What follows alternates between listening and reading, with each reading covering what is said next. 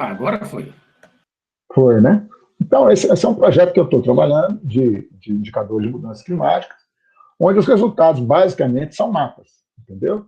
Então, você seleciona aqui, por exemplo, sei lá, eu quero trabalhar com o semiárido, né?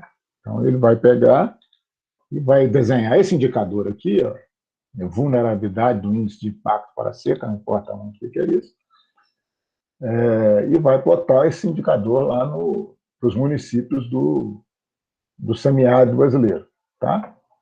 E isso tem a ver com mudança climática, etc. Mas uma preocupação que sempre a gente tem quando você faz site para governo, né, ou pelo menos deveria ter, né, o pessoal do INPE tem, é que quando você faz dados, você tem que dar um jeito da pessoa poder se apropriar do dado, né? Quer dizer, não é só a imagem. Vamos supor que um pesquisador queira fazer uma outra análise desse dado aqui, né? Então, o cara tem que ter acesso ao dado. Você não pode dar um print nisso aqui. A saída não pode ser só essa. Né?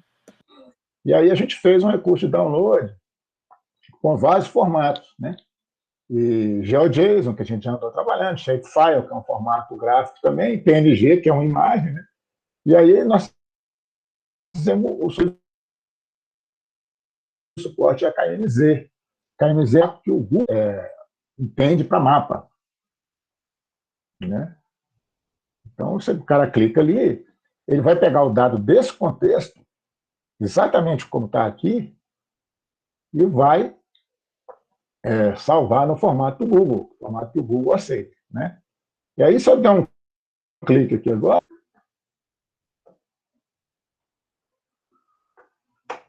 ele vai abrir o Google Earth,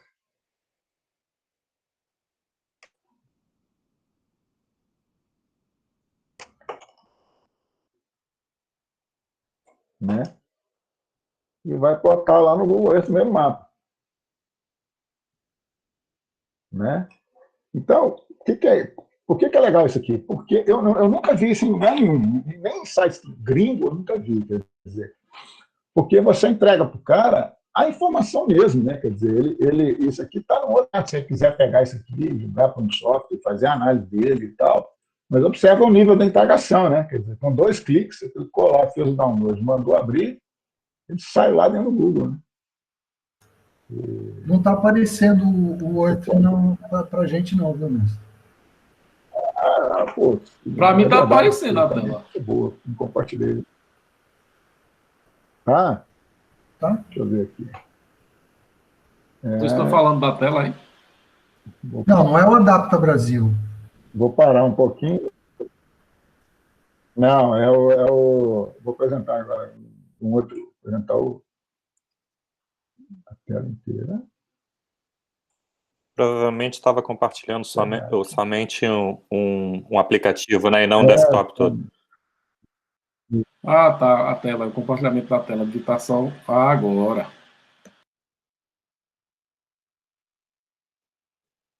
Entendeu? Então o dado sai lá no Google, né? Se o cara usar QuantumGIS, que é um software de mapa também, free e tal, a mesma coisa. A gente exporta e entrega o dado para o cara com a informação dentro, né? Tá vendo? Tem lá o labelzinho com um número, né? Se clicar aqui vai dar um número mais alto, no verdinho um número mais baixo, né? Indica o tanto que esse município está suscetível a problemas climáticos sob essa perspectiva. Né? Mas eu achei isso bem legal, por isso que eu quis mostrar, mas não tem nada a ver com a aula, não. Mas tem a ver com a apresentação, né? Uma discussão que a gente fez. É uma forma de apresentar dados científicos. Então, vamos lá. Vamos pegar a nossa aula 1, então, e vamos terminá-la, né? A gente não deu conta de terminá-la semana passada. Eu sei que a maioria de vocês já terminou, mas só para a gente dar uma passadinha.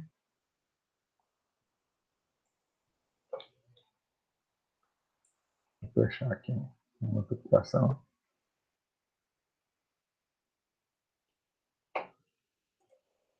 O Colab, de vez em quando você fica sem mexer no seu notebook, ele desliga ele, né? Por quê? Porque quando você começa a rodar, ele aloca uma máquina virtual lá nos servidores do Google, né? E se todo mundo abrir uma máquina virtual e deixar ela pendurada sempre, vai chegar uma hora que vai acabar o recurso. O recurso é finito. Né? Então, de vez em quando, ele pede para a gente reconectar. Beleza? Beleza. Bom, vamos lá. Então, uma das diferenças que a gente tem no Colab é que o Colab roda na nuvem. Né? Então, para você ler o seu dado, você pode até ler. Ele tem um mecanismo de pegar o dado do seu disco. Mas aí eu vou mostrar para vocês como é que você pega o dado do próprio Google Drive. Tá? Para fazer isso, você clica aqui no nosso... Aliás... Mestre, dá uma aumentadinha aqui na fonte para gente, por gentileza. Vamos aumentar. Acho que eu vou mudar essa aula aqui. Vamos fazer o seguinte, em vez da gente terminar o exercício primeiro, vamos falar de Colab, né?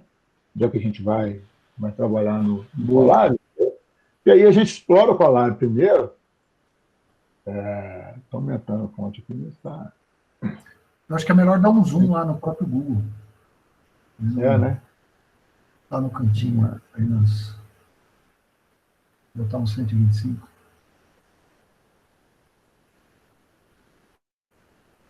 Beleza.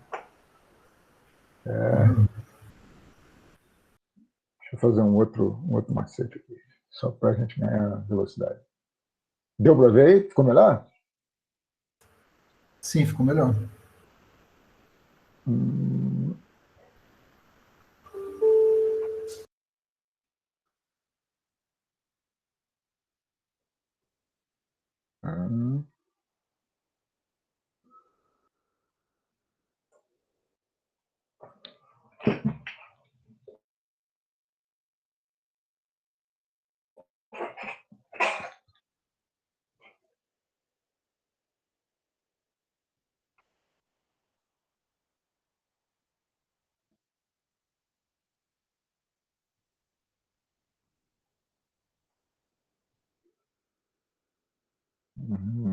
Espera só um minuto.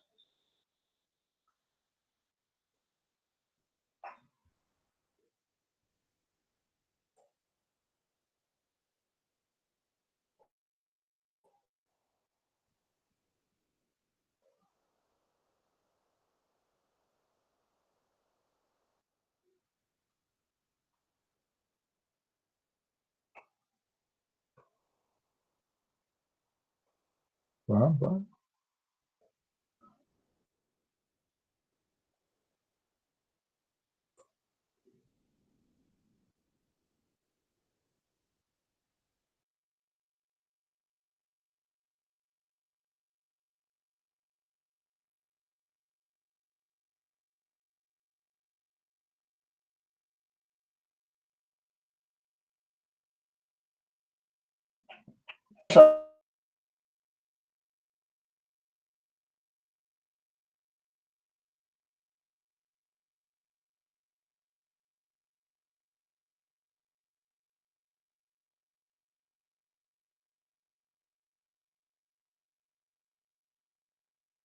As abas todas.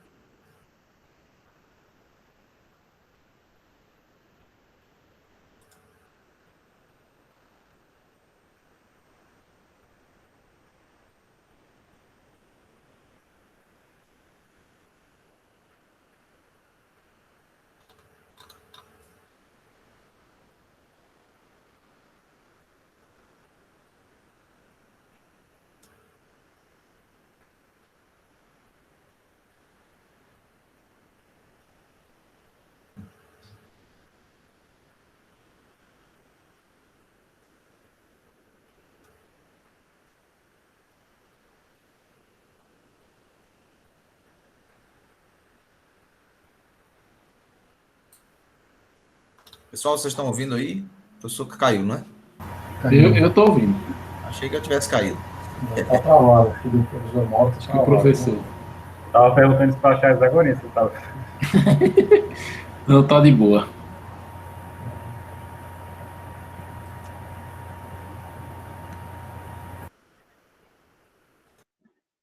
Alguém tem que avisar ele que ele caiu. Professor, vai gravar a aula inteira no. Verdade, eu estou gravando aqui, eu vou avisar ele pelo Telegram. Talvez ele não saiba, não tenha percebido. Pois é. Escreve no chat.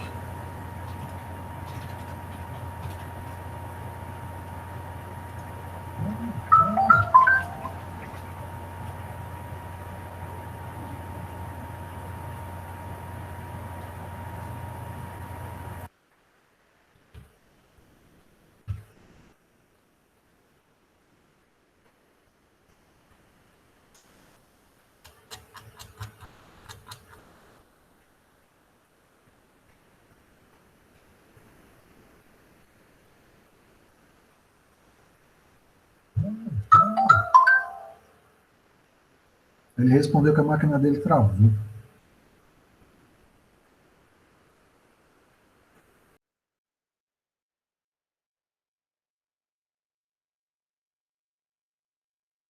Acontece.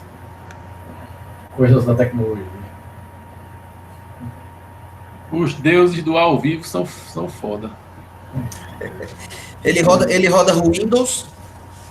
Provavelmente. Deve ser isso. Se bem que eu rodo Windows aqui também.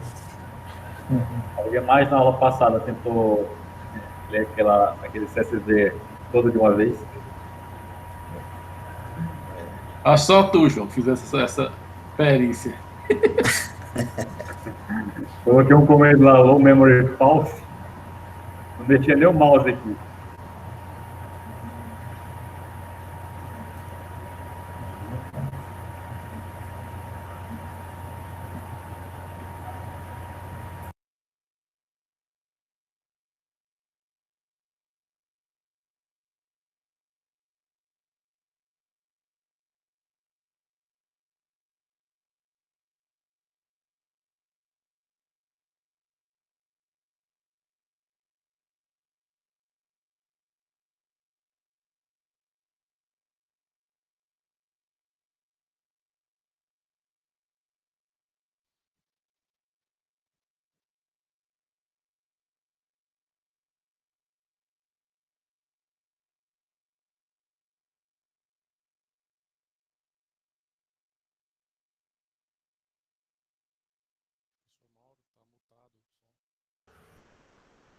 Mestre, está sem som. Não estamos escutando. E agora? Tá escutando? Sim, agora sim. Agora sim. show de bola. Beleza? Então tá. Desculpa aí, cara. Travou foi tudo aqui. A gente fica achando que a memória do computador é infinita, mas não é. Chega uma hora que a coisa complica. Fica tranquilo que essa conta vai pro tio Bill. Pois é. Bill Gates. Mais essa, né? Vamos lá. Deixa eu ressuscitar as coisas aqui. Opa. Google Drive.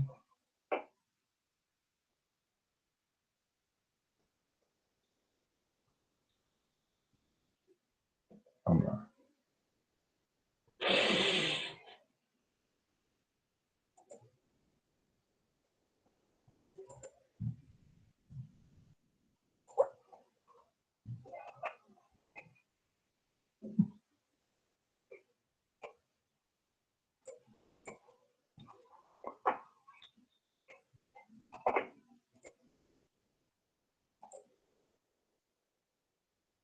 Opa.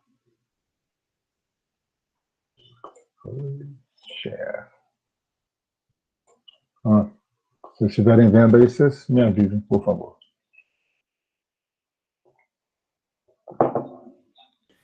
Sim. Beleza? Então vamos lá. Eu resolvi mudar, mexer no avião com ele, no motor do avião com ele no ar. Eu troquei aqui a ordem dos tópicos, mas acho que vai ser melhor. A gente ia terminar o exercício da aula passada, mas como a gente vai terminar no Colab, e tem um pedaço da aula que é sobre o Colab, não faz muito mais sentido a gente atacar o Colab primeiro, certo? Aí nós vamos trabalhar aqui, depois a gente volta lá no exercício, termina o exercício, depois volta para cá, faz o exercício para cá e termina de hoje. Né? Então tá, o Colab é o irmão gêmeo do Jupyter, né? Ele é baseado em Jupyter, inclusive, e até hoje as duas plataformas trabalham de maneira integrada, quer dizer, muitas modificações e evoluções que são feitas no Jupyter são incorporadas no Colab e vice-versa. Como é que funciona o Colab? Ele é um processador de notebook, só que em vez do notebook rodar na sua própria máquina, na máquina que você tem, ele roda numa máquina virtual que o Google cria para você, entendeu? Então, isso é muito legal, porque você não usa, se você tiver uma máquina mais simples e tal, essa máquina que o Google vai criar, ela vai ser uma máquina melhor do que a que você tem. E ela é bastante boa. Tem algumas limitações e tal, e o problema é que essas limitações não são claras. O Google, às vezes, te dá um chorinho, entendeu? Você está rodando, quando você chega perto do fim, fala, vou aumentar aqui a máquina virtual para você e tal. Mas o fato é que tem um poder de processamento muito legal aí, você pode usar e tal. Ele tem uma versão paga, se você pagar, aí eles te dão mesmo uma máquina para você fazer data science de mais responsa, né? Para trabalhar com um conjunto de dados mais interessante. Né? Vamos dar uma explorada no Colab? Aqui o Colab tem um recurso interessante, que é o recurso de você cria sessões. Né? Então você divide a aula lá, tá vendo? A nossa aula está aqui, ela tem duas partes, então eu a dividi em duas partes. Da mesma forma que o Jupyter, você tem código e texto. Né? Eu posso criar células de código ou células de texto. A célula de código é essa célula aqui, né? E é legal, olha só, ele tem... Você vê que a gente faz textos bem elaborados, né? No Colab, né? Negrito, você usa Markdown, você pode botar um link na página, então você clica aqui e ele vai abrir o link que você criou lá, né? Você consegue botar a sintaxe do LaTeX. Para quem não sabe o que é LaTeX, LaTeX é uma ferramenta, uma linguagem de programação, outra linguagem de programação, para você fazer texto científico. É muito legal. Eu fiz a minha dissertação com LaTeX. É como se você escrevesse um software que o produto dele é o seu documento científico. Entendeu? O documento é estático, não é dinâmico, não é como se fosse um software. Mas você consegue fazer coisas muito sofisticadas, porque quando você vai entregar um artigo científico, as exigências de formatação são muito, muito grandes, né? E aí você fazer no Word é um suplício. Eu comecei a fazer minha dissertação no Word, depois o meu orientador falou, não, cara, deixa de ser maluco, faz o LaTeX. Eu pensei, pô, mas eu sou bom de Word, né? Aí, pô, lá no INPE já tem um template LaTeX, eles te entregam o template, você vai preenchendo ele ali e tal, e no final ele compila e gera um PDF no seu documento, muito legal mesmo, né? E você pode usar o LaTeX aqui dentro, né? Então, olha só, eu escrevi esse comando aqui, ó, $Q, entre chaves, 3x1, aí ele transforma, vamos lá, ver aqui, ó, tá vendo? Você escreve isso aqui e ele faz isso aqui, né? Então é legal porque se o seu notebook você quiser publicar, você pode escrever um código um texto de qualidade aqui, em termos de fórmula, né? Para quem está mexendo com ciência, você ter fórmulas, escrever as fórmulas com clareza, respeitando a sintaxe da matemática, é muito importante. E muitas vezes você escrever isso aqui é um suplício, né, cara? Olha só como é que está essa especificação aqui, né? Então, esse recurso é muito legal também, né? Aqui embaixo a gente tem você pode rodar o seu comando LaTeX, comando Colab, como você faz lá no Jupyter, com Ctrl Enter, Shift Enter, né? Eu vou rodar aqui e isso aqui que eu queria, não. Time.sleep.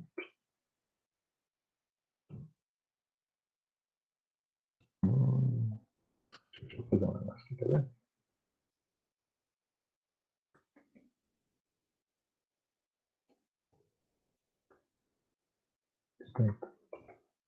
Então, esse comando aqui do Python, ele vai fazer o processador ficar parado por 30 segundos. Né? Então, nossa célula vai levar 30 segundos para rodar. Na hora que eu quiser parar, Ô, Mauro, Oi. Só uma pergunta. No canto superior do lado direito, ali do lado de edição, ele tem duas opções: conectar ao ambiente de execução hospedado e conectar ao ambiente de execução local. Qual que é a diferença, você sabe? A diferença é que você vai usar a sua máquina num caso e vai usar o dele no outro. Tá. Ele roda diretamente na sua máquina pelo Colab? Roda. Você tem como configurar uma Anaconda e falar assim, eu quero rodar com essa Anaconda que está ativa aqui. Eu nunca fiz isso, então não vou saber te dizer como é. Quando eu uso Colab, eu sempre uso na nuvem. Quando eu uso Jupyter, eu uso ele local. Mas tem jeito, eu sei disso, né, que você achou aí a opção, né? Você consegue realmente usar ele na sua máquina local também. Você usa o recurso de processamento da sua própria máquina. Mestre, aumenta um pouquinho a fonte para a gente, por gentileza? Vamos lá, claro. Já descobrimos que o melhor é aumentar aqui, né? Beleza? Aí, ó, o que eu mostrei aqui? Eu mostrei que eu posso interromper o processamento.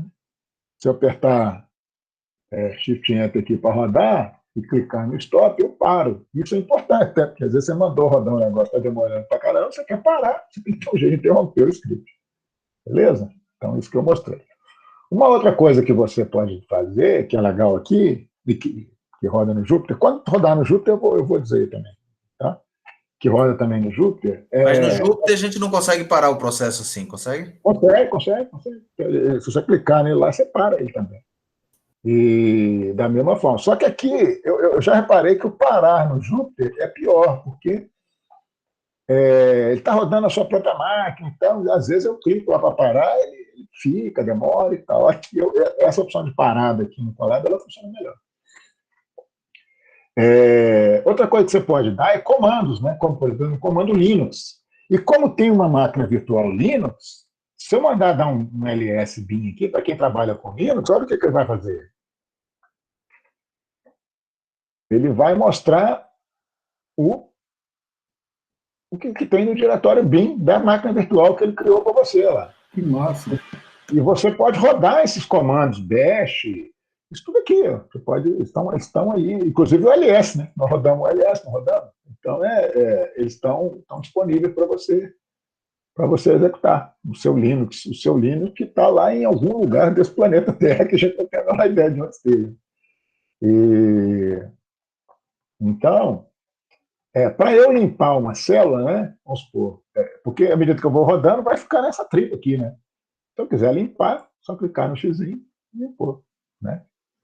Uma outra coisa legal também é que ele tem uma linguagemzinha embutida, isso também tem no Jupyter, chamada Magix, que serve para você incrementar ainda mais o seu texto. Quer dizer, só nesse pedaço aqui a gente já viu 3 ou 4 linguagens de programação diferentes, né? Então a ideia não é assustar ninguém, não. Quer dizer, você vai usar se você tiver interesse de usar, né? Mas olha que legal, se quiser fazer um texto ainda mais caprichado, você pode fazer um texto que se move lá. Né? Você pode fazer um outro texto com figuras mais elaboradas, né? Você insere código HTML e JavaScript aqui dentro. Beleza? O SVGzinho. Da mesma forma, você pode... Eu até escrevi um comentário para mim mesmo aqui, ó, olha só. Você pode botar comentários na sua célula, igual você faz no Word, né? Você põe aqui os comentáriozinhos, você pode inserir um comentário, né? Então você vem aqui, mas também lembra onde é que isso aí comentário, né? Então, aqui, tá? Não. Aqui, ó. Você pode botar um comentário. Outro comentário na célula, né? Então, se você estiver trabalhando colaborativamente, dá para você colaborar com o Colab, né? Isso é também legal, né? Imagina você tem um pesquisador aqui, o outro pesquisador está na Alemanha, vocês podem trabalhar junto no processo, ou você, como analista de dados, né? Você está trabalhando junto com o cliente, você abre aqui, o cara vai comentando, você vai comentando, mexe no código, vocês podem trabalhar colaborativamente na mesma análise, e ainda guardar comentários, essas coisas, né? Isso é muito legal. Isso aqui eu não sei se tem no Jupyter. Essa já é dúvida, já, né? Uma coisa muito legal que tem no Colab e não tem no Jupyter é o Code Completion, né? O que é o Code Completion? Ele é auxiliar, né, a escrita do comando, né? Então eu começo aqui, por exemplo, import, ela já sugeriu o import. Aí quando eu escrever num, ele escreveu os num que tem aí, né? E ele já botou aqui também, inclusive, o NumPy XMP. Que normalmente, isso é como se fosse uma mania de gente que mexe com data science, com Python em geral e com data science em particular, que a gente tem os apelidos que a gente usa, né? Então, normalmente a gente chama o NumPy de DNP, o Pandas de PD, e vai por aí afora. O Seaborn de SNS, e vai por aí. Então, na hora que eu carreguei o NumPy aqui, agora, quando eu escrever aqui, por exemplo, np. Olha lá, ele já me dá o comando, né? Quando eu abrir aqui, ela já abre um help aí do que tem que escrever. É muito bom isso, né? Ajuda demais. Né? Como tem lá no PyCharm, nos outros editores, né? No Spider, etc. Então, põe lá ABS menos 345, ele vai converter para 345. Beleza? Né? E você executa aqui. Ele dá o erro, esse aqui eu quis mostrar o erro, né? Quer dizer, porque ele vai dar uma divisão por zero. É legal, isso é mais legal aqui que no Jupyter, porque no Jupyter ele lista aquela tripa enorme de erros que o Python gera, e às vezes ele gera 2 páginas de código, você fica tentando achar onde foi que deu pau, né? E ele já põe o link aqui, ó, pesquisar, para você sair lá no Stack Overflow de uma vez. Então, ó, já cai lá, você... Pumba, o que quer dizer isso? Você já analisa aqui, né? Então, ele é uma ferramenta assim, muito legal mesmo. Bom, isso aqui era o que eu queria falar de Colab. Vocês já estão treinados, já viram o Jupyter, o resto é parecido com o Jupyter. Agora nós vamos voltar lá na aula 1 para a gente terminar terminar o exercício. Depois a gente volta para a aula... Opa, não era isso também que eu queria fazer, né? A gente volta lá na aula 2 para terminá-la. Então, aqui, para abrir no coisa, você clica no botão direito, abrir com laboratório.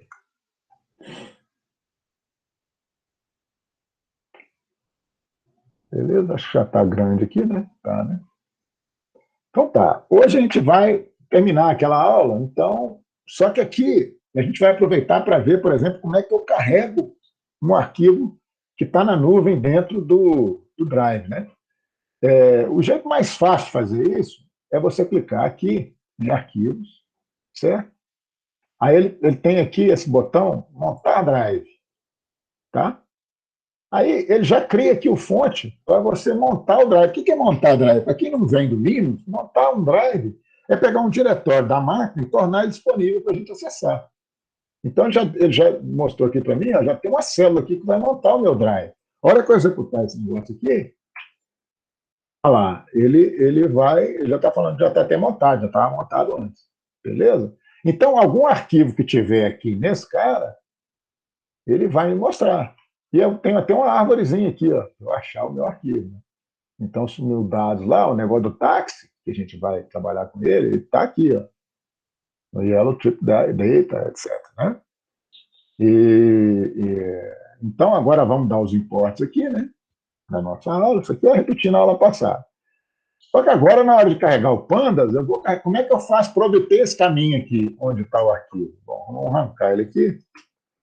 Para obter o arquivo é muito fácil. Você clica aqui com o botão direito em cima dele e ele te dá um copiar caminho.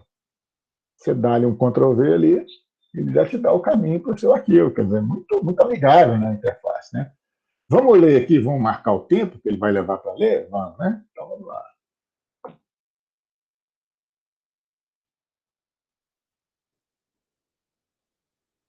Demora um tempo, né? Nosso arquivo é um tanto parrudo. Demora mais que na minha máquina. Né? Levou 16 segundos. Na minha máquina, acho que leva 9, 8, uma coisa assim. Né? Aí tem aquelas estatísticas, eu não vou rodar de novo, porque já rodou. Aqui o negócio de formatar, né? Vou rodar só para a gente lembrar o negócio da notação científica, né? Aqui, ó. Aqui ele está fazendo, aqui, tá vendo? Porque eu já tinha configurado a minha, então ele não fez uma notação científica. Mas se eu não tivesse rodado essa formatação aqui hoje, mais cedo, ele teria mostrado com aquela formatação que eu mostrei para vocês no Excel antes de começar a aula. Se alguém que chegou depois tiver problema com notação científica, depois, no final, na fase de perguntas, é só perguntar, a gente repete a explicação. Vamos ver o que eu preciso fazer aqui. Eu tenho que, esses casos aqui, eu tenho que remover mesmo, né? São VNAs, né? Os dados sobrando, né? E aí aqui, ó, tem aquelas análises. Isso aqui eu vou rodar, porque nós vamos usar desses dados, certo? Estou convertendo o datetime para formato datetime. Né? Vou criar a coluna para dia de semana.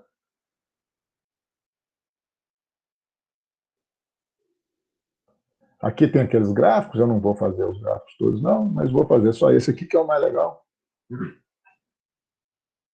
É o que mostra as corridas por dia da semana. Beleza? Vamos criar esses campos aqui também. Se eu estiver indo rápido, vocês falam. Isso aqui é coisa que a gente já viu. Vamos criar aqui. Ô, professor... Eu estou criando, só um minuto. Eu estou criando. Por que eu estou rodando algumas células de novo? Porque eu estou preparando os dados para poder terminar a aula passada, né? Porque como eu abri esse notebook aqui agora, eu tenho que rodar ele para chegar naquele ponto, né? É isso, mas diga lá.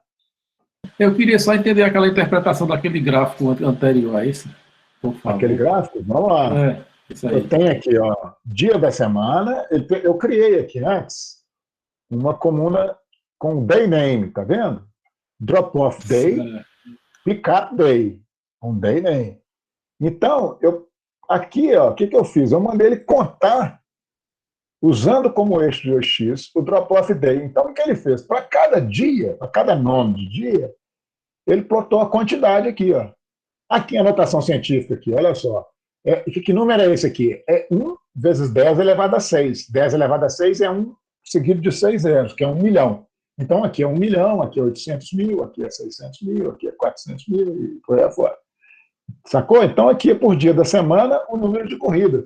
Só que ele ordena uma ordem meio louca, né? Os dias da semana fica tudo misturado. Mas tem jeito de você setar essa ordem. Né? Isso aqui eu acho que eu já tinha feito, mas vou fazer de novo. Esse cara aqui, que vai calcular, o que vai calcular aqui? Vai pegar a hora que o cara saiu do táxi e subtrair a hora que ele entrou. Vai criar o quê? A duração da viagem. Né?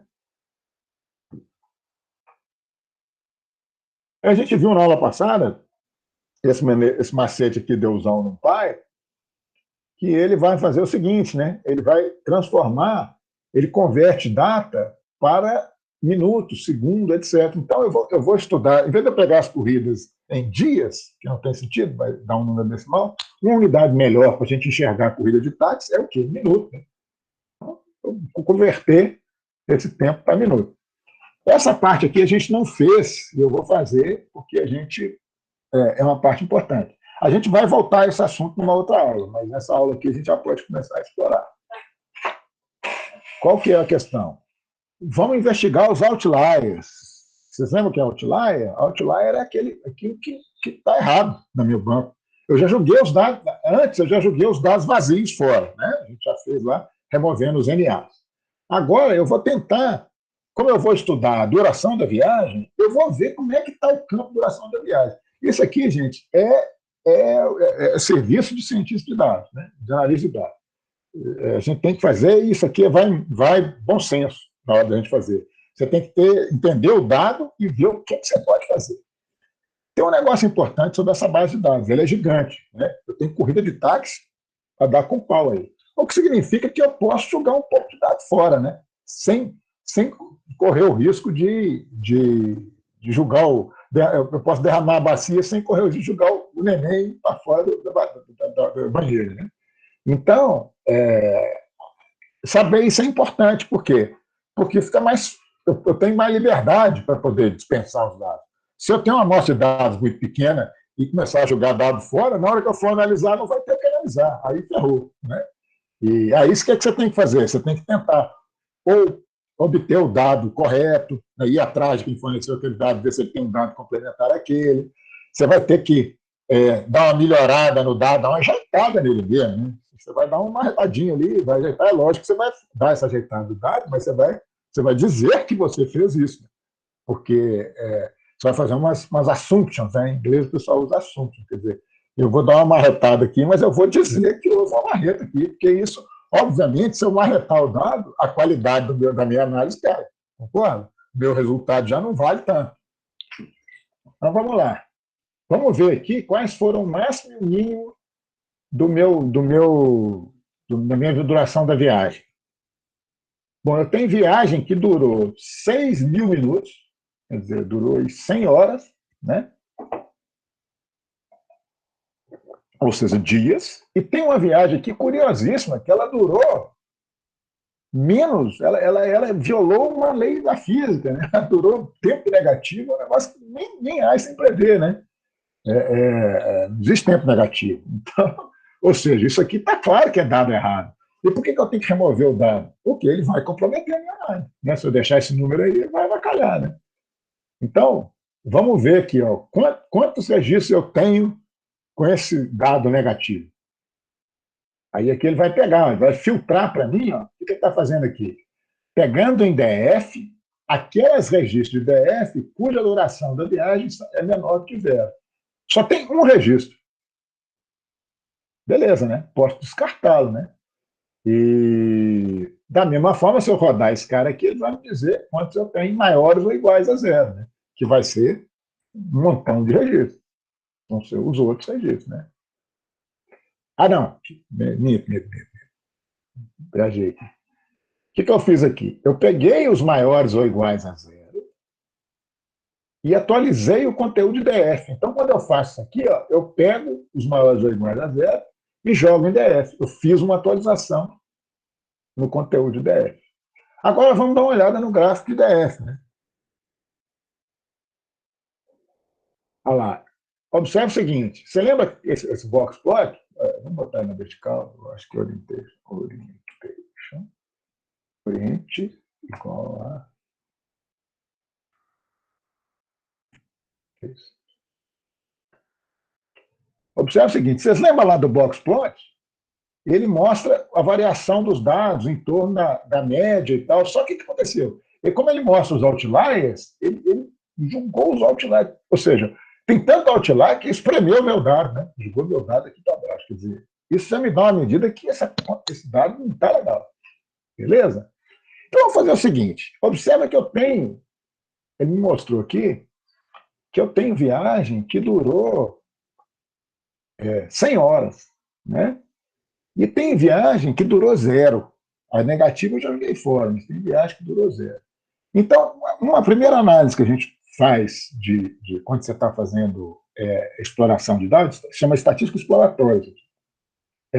Eu vou dar uma olhada nos percentis. O que é um percentil? O percentil é o seguinte.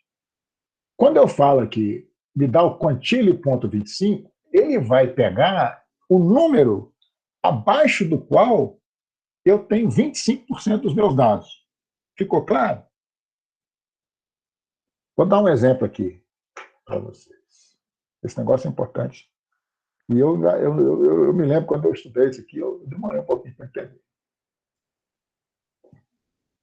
Então vamos lá. Vamos supor que eu tenha esses números aqui, tá? Esses são os meus dados. Beleza? Quantos dados eu tenho? 10. Certo? Se eu pegar aqui o número 4, não, vamos até 12, né? O número, vocês concordam comigo que o número 4, abaixo dele eu tenho 25% dos meus dados? Né? Tenho, né? Se eu tenho 12 números, de 1 a 12, os números menores ou iguais a 4, eles são um quarto dos meus dados. Certo? Não, são um terço dos meus dados. Então, um quarto eu tenho que chegar em 16. Então, vamos lá. 13, 14, 16. Então, aqui eu tenho um quarto dos meus dados, né? Quarto. Aqui eu tenho metade. eu tenho 3/4.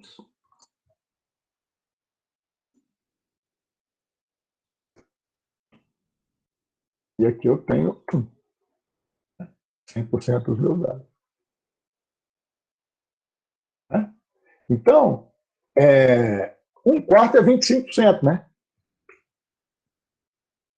É 0,25, isso aqui é 0,5, isso aqui é 0,75, e isso é 1.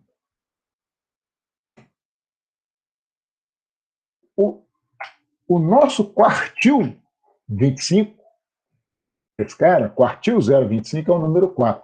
Quer dizer, é aquele valor que 1/4 das minhas amostras estão abaixo dele. Da mesma forma, o quartil 75 é o número em que 75% das amostras estão abaixo dele, ou 25% estão acima. A gente usa os quartis e os percentis para a gente poder excluir os dados. Porque é o seguinte, quanto mais eu vou chegando para cá, imagina uma lista de dados como aquela do táxi. Quanto maior eu for chegando para cá, mais é outlier, concorda? Eu vou distanciando da média, a nossa média aqui é 6, né? Não, a nossa média é 8. Quando eu vou chegando para cá, eu estou distanciando da média. Quando eu vou chegando para cá, eu estou distanciando da média. Então, o outlier, uma característica do outlier, ele fica longe da média. Né? Então, os outliers normalmente vão estar aqui perto de 1 ou vão estar aqui perto de 16. Aí eu vou lá, então, e vou fazer o seguinte. Ó. Vou pegar o quartil 25, o quantil 25, né? Pegar o quantil 75 e vou imprimir. Observe o seguinte. Ele me disse que o quantil 25 é 6,78 minutos. E o quantil 75 é 19,3 minutos. Esses valores são plenamente razoáveis para uma viagem de táxi, concorda? Faz sentido, né?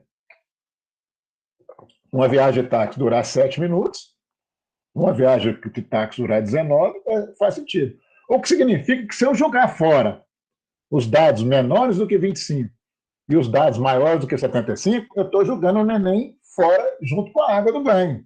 Na verdade, eu estou jogando dado fora, não posso fazer isso.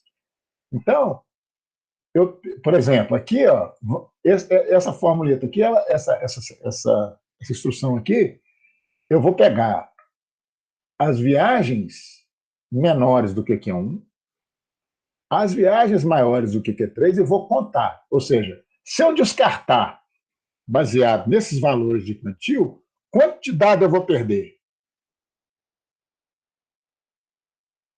3.414.000. Quer dizer, se eu tenho 7 milhões de registros de dados, eu estou jogando com a metade fora. Eu não posso usar esses números de jeito nenhum. Concorda? Eu tenho que fazer o quê? Eu tenho que diminuir esse cara e aumentar o de cá, para aumentar a minha janela de dado válido. É como se eu fizesse aqui no Excel, ao invés de eu pegar aqui, não, se eu descartar aqui e descartar aqui, eu estou descartando muito. O que eu vou fazer? Vamos tentar o 90. Né? 90 e vão tentar o 10. Eu vou abrir a minha janela. Aí você faz essa análise lá. Aqui eu vou pegar 10, eu vou pegar 90. E ele vai imprimir. Ó. Ainda está ruim, né? 4 minutos é um tempo razoável de corrida. Né? O cara pegou aqui e andou até ali. E meia hora, então, em Nova York, é um tempo muito razoável de corrida, né? Então, eu vou apelar aqui, vou pegar agora 1% só, e aqui 99%. Ou seja, eu estou descartando 1% das viagens menores, das pequenas viagens, e 1% das grandes. Aqui, uma viagem durar 88,88 minutos, quer dizer, ela durou em poucos segundos, bom, aqui já não tem, né? Só se o cara entrou no táxi e saiu, né? Então aqui eu já estou cortando, já está bom, né? Eu posso até voltar isso aqui e pintar aqui, por exemplo, 0,05. Né? 3 minutos. Não, 3 minutos ainda tem corrida de 3 minutos, né? Então, eu vou tentar aqui, sei lá, vou deixar esse em 2. Por 2 minutos. Vou considerar. Então, o meu limite inferior vai ser 0,02. Quer dizer, 2% das viagens com pequenos valores, eu estou jogando fora. Beleza? Aí, aqui, eu estou 1%, observa que está pouco ainda, né? 1 hora, uma viagem de táxi em Nova York de 70 minutos é mole. Então, em vez disso aqui, eu vou pegar aqui 0,1%. E vamos ver quanto dá. Não, aqui pô, já foi 1.430 minutos, quer dizer, 1.200 dividido por 60, 120 por 6, dá 20. Não, dá muita hora ainda, né? Não, aqui tá meio grande já. Então eu vou voltar isso aqui um pouco. Botar 95.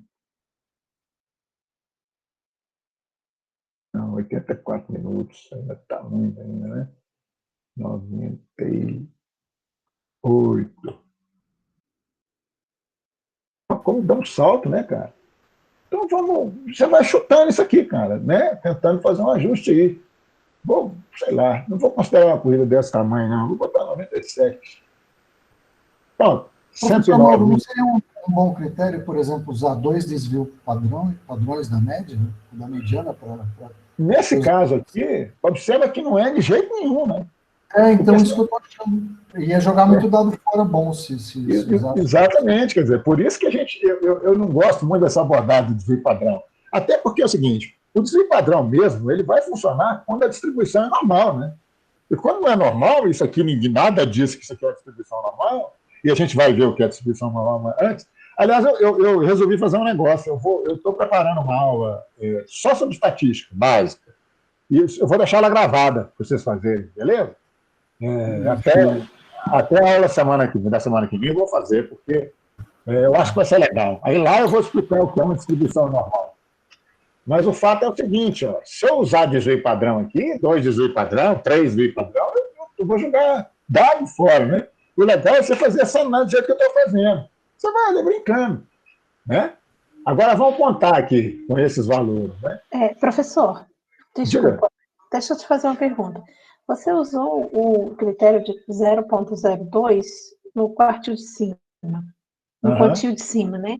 Você não deveria usar a mesma proporção no de baixo? Seria 0, não?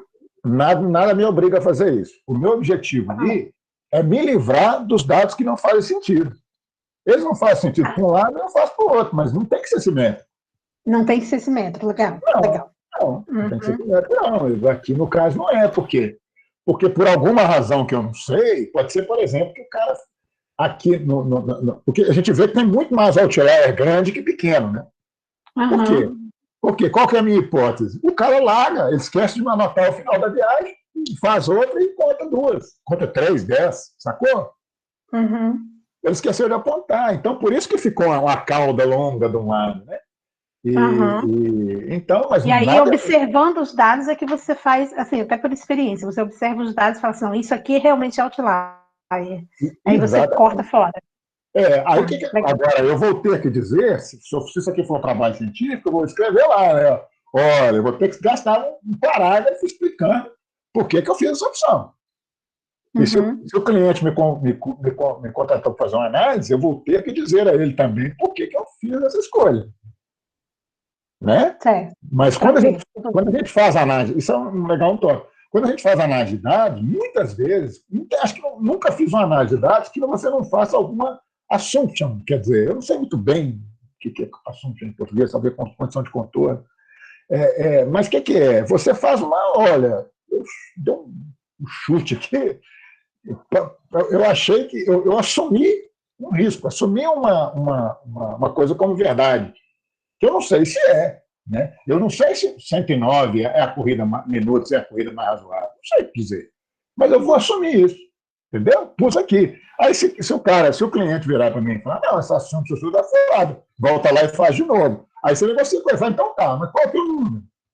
O que você acha? Vamos discutir aqui, né? Você volta e já. Professor. Professor, rapidinho. No caso, essa variação percentual depende do entendimento do problema, não é isso? Pelo que eu estou entendendo aí. Claro, exatamente. E por isso que não tem. Alguém perguntou para mim na lista se esse número 2575 é bom. Depende do dado. Né? Para esse dado aqui, você concorda comigo que não era bom de jeito nenhum? Não. Era ruim, era muito ruim. Então, você vai fazer a sua continha aqui e tal, vai fazer a sua análise. Como eu tenho muito dado, eu posso me dar o luxo até de jogar um tanto fora, não tem problema, mas eu com 25 eu ia jogar só metade fora, né? Nesse sentido mesmo. Então, aqui, ó, quantos que a gente está jogando fora agora? Só rolar de novo aqui e a gente vê, né? Ainda assim, a quantidade de dados que eu estou jogando fora, 160 mil registros. É muito. Nesse contexto, não. Né? É melhor eu eliminar o erro que o outlier vai causar no meu dado, desculpe, do que perder 150 mil registros de dados. Se eu tenho 7 milhões, claro, não tem problema, né? Então, aqui, o que eu vou fazer? Agora eu vou cortar, ó. Vou pegar o meu DF, ele agora vai ser só o que for maior ou igual a Q1 e menor ou igual a Q3. Então, vai cair o meu código. Né? E quando eu rodar isso aqui agora, o que vai aparecer? Essa linha aqui. Vai aparecer o Q3, né? Vai aparecer o maior valor, porque eu cortei se eu cortei a minha amostra menor ou igual a Q3, o valor máximo dela é Q3. Né? Se eu rodar aqui agora, olha lá, 109.8333, que é o Q3. Né? Da mesma forma, se eu pegar aqui agora e botar o mínimo, ele vai dar o Q1, porque eu cortei a minha amostra entre Q1 e Q3. Né? Olha lá. Deu lá o valor lá. Beleza? Agora eu posso até estudar o nosso caso. Vocês vão ver que os outliers, como que olha lá, já ficou melhor, né? Ainda tem um tanto de outlier aqui, mas não ficou esse lixo que estava aqui, né? Nem gráfico eu vi, né? E a gente vê que realmente ainda tem um tanto de... Aí, tá vendo? Isso aqui é desvio padrão.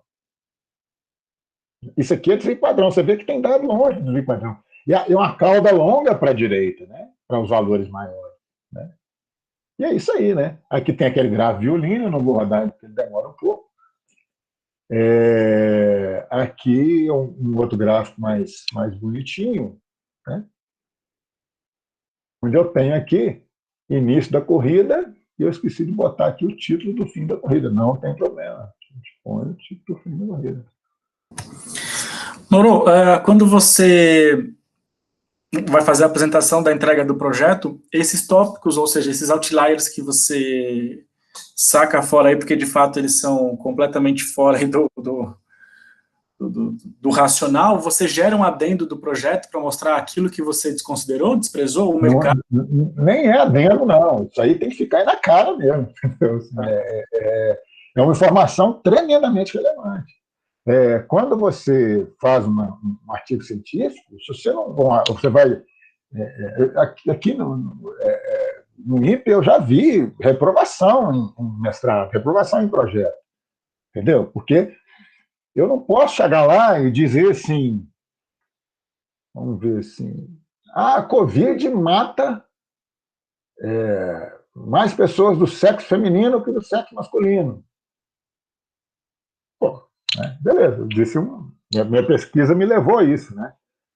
Eu tenho que dizer que eu fiz uma amostra num convento, um lugar que só tinha mulher, ou tinha meia dúzia de padre, o resto era tudo freira. Você concorda comigo que eu fiz um assunto que derruba a minha tese? Né? Derruba, ferrou, né? Então, isso tem uma importância muito grande. Se você fez isso aqui, que você fez, você tem que dizer que fez. Você pode até depois fazer o seguinte, quando você tiver desenvolvido o seu modelo lá no final, você vem e aplica, volta e pega os dados todos e faz a mesma coisa, né? E compara um com o outro. Não é verdade? Que é isso que dá para fazer. Mas, de início, é bom você jogar os outliers fora, de cara. Por quê? Porque senão você mascara muito o seu resultado. Se você deixar os outliers, você fez sua análise toda, chegou lá, deu errado, não deu o que você esperava. Aí, qual que é a dúvida? Será que foi por causa do outlier? Então, por isso que você deve se livrar dele depois. Você pode até voltar com ele para dentro da amostra depois. Não. Né? Entendi, obrigado. Nada. Aqui, ó, pegar aqui. Ó. Professor, só uma dúvida. Você tem as fórmulas, né? Aí você vai partir do princípio que cada assunto vai sair uma porcentagem disso. Então, por exemplo, o princípio de Pareto, você vai usar 20-80. Isso. Você vai começando a funilar até chegar a um determinado valor, porque a gente tem uma fórmula, mas cada trabalho, cada projeto é uma história diferente, né? Exatamente. Cada projeto tem uma história diferente e a gente tem que... Então você tem uma base aí de dados que você vai tentando afunilar e, tipo, jogar o máximo e o mínimo fora para poder ver que aquilo está dentro da margem, é isso que você está fazendo. Exatamente. Mas observa o seguinte, aí é que a gente... Aí que está o macete, aí é que é o negócio que vocês têm que entender e é a mensagem que eu quero passar, que vem muito da minha experiência. Você tem que entender profundamente o dado que você está analisando. Não tem jeito de fazer data science sem você entender muito o contexto, né? Vamos supor que eu te desse esse conjunto de dados e botasse assim, coluna 1, coluna 2, coluna 3, coluna 4, coluna 5, e te entregasse e nem contasse para você que era viagem de táxi em Nova York.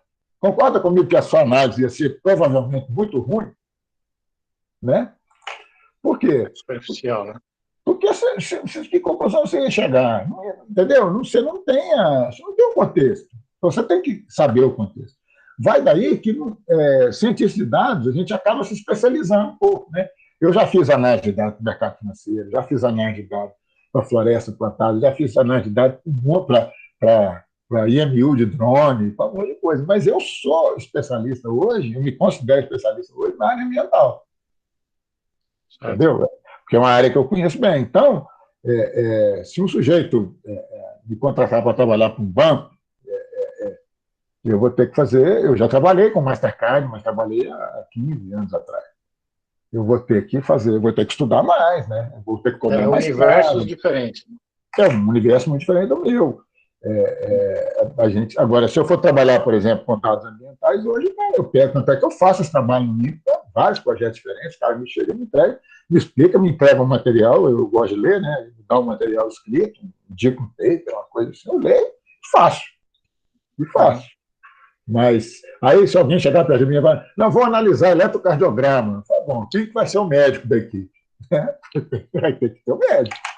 Porque, né, eu só olhar os números não vai dizer nada para ele. O cientista vem daí, né? Essa especificidade. O cientista tem que estar por perto, senão não tem jeito. Né? O cara que conhece o dado tem que estar por ali, senão não rola, não faz mesmo, né? E aí você faz esse estudo. E não tem fórmula, cara.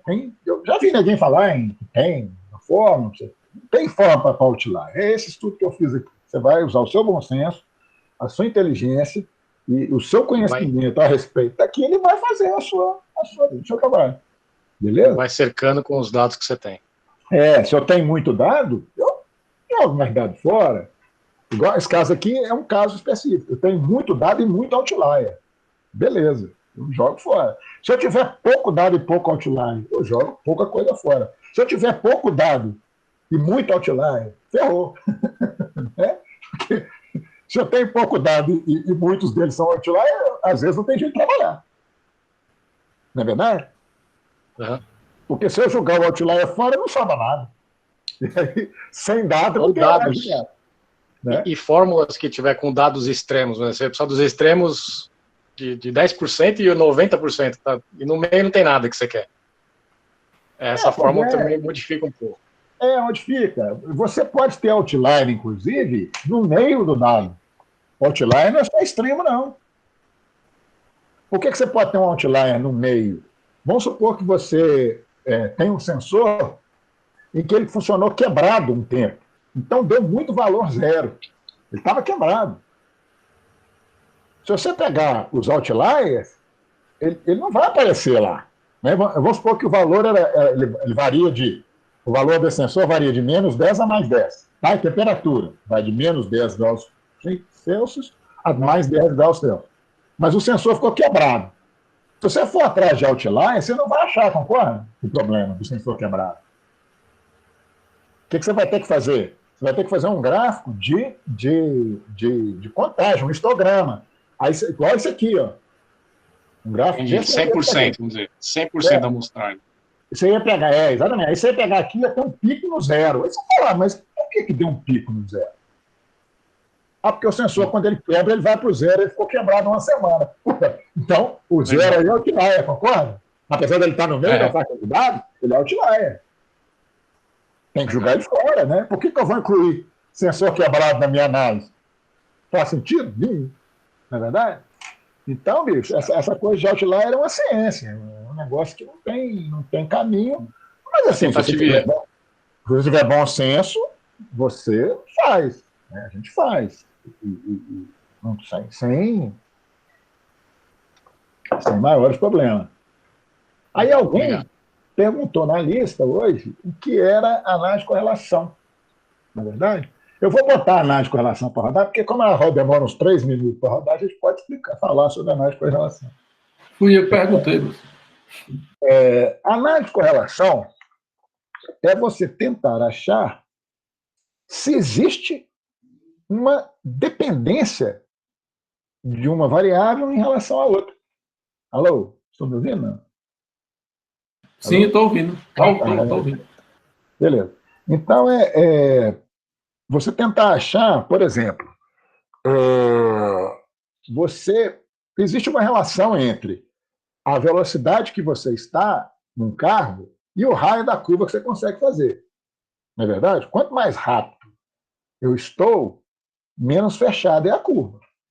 Então, existe uma relação para o mesmo carro, obviamente, né? Você está considerando o mesmo carro. Existe uma relação direta, né? O que é uma relação direta? É uma relação que quanto maior, é uma relação inversa nesse caso. Quanto maior um, menor o outro, por exemplo. Quanto maior a velocidade, menor o raio da curva.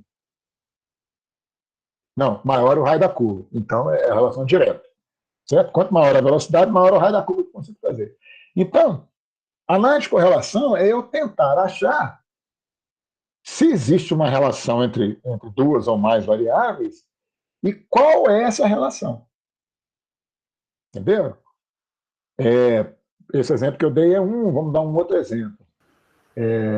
Existe um exemplo, existe uma relação forte entre o tanto de exercício físico que eu faço e o meu cansaço, e a minha respiração, e o meu batimento cardíaco. Então, você entendeu? São variáveis relacionadas. Certo? Em estatística e em data science, a gente busca muito correlação. Né? Então, aqui eu estou tentando analisar com esse gráfico o quê? Se existe uma relação entre o dia da corrida, o dia do início da corrida, e a variação da corrida, e a duração da corrida. Provavelmente existe, né? Vai ter dia que táxi é mais complicado, demora mais, por causa do engarrafamento. Não é verdade? Então, isso é uma análise de correlação. Existem, sei lá, dezenas de tipos de análise de correlação que se faz. Tá? Agora, isso é um negócio. Aqui, por exemplo, saiu o resultado. Né? Aqui, na quinta-feira, é mais difícil. A corrida dura muito mais do que na terça. E no domingo, por razões óbvias, é o dia que a corrida dura menos. Por quê? Porque tem pouca gente para ficar na rua. Beleza? Então, observa que então existe uma correlação. Agora, essa correlação, o que acontece? Ela não é muito grande, né? Porque você vê que a corrida aqui dá 14 minutos e aqui dá 16 e pouco. Então, a corrida mínima no sábado, né? Não, quer dizer, a média da corrida no sábado, quer dizer, a média da corrida no sábado é 14 minutos. A média da corrida na quinta-feira é menor do que 16 minutos. Então, não existe uma correlação forte. Né? Se a corrida aqui durasse o dobro da outra, eu diria, não, tem uma correlação forte entre o dia da corrida e a duração da corrida. Agora, uma coisa importantíssima é o seguinte: o fato da estatística dizer, o fato da data science dizer que existe a correlação, não quer dizer que a correlação exista na prática. O exemplo que eu dei lá na lista hoje, né? Quer dizer, todo dia, um pouquinho antes do sol nascer, o galo canta. E o sol nasce. Se você aplicar a estatística a isso, ela vai dizer que existe uma correlação entre o canto do galo e o sol nascer. Existe a correlação, ponto.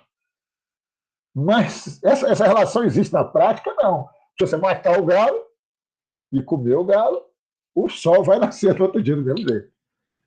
Sacana? Então a gente tem que... Desculpa interromper, é isso que seria a correlação espúria.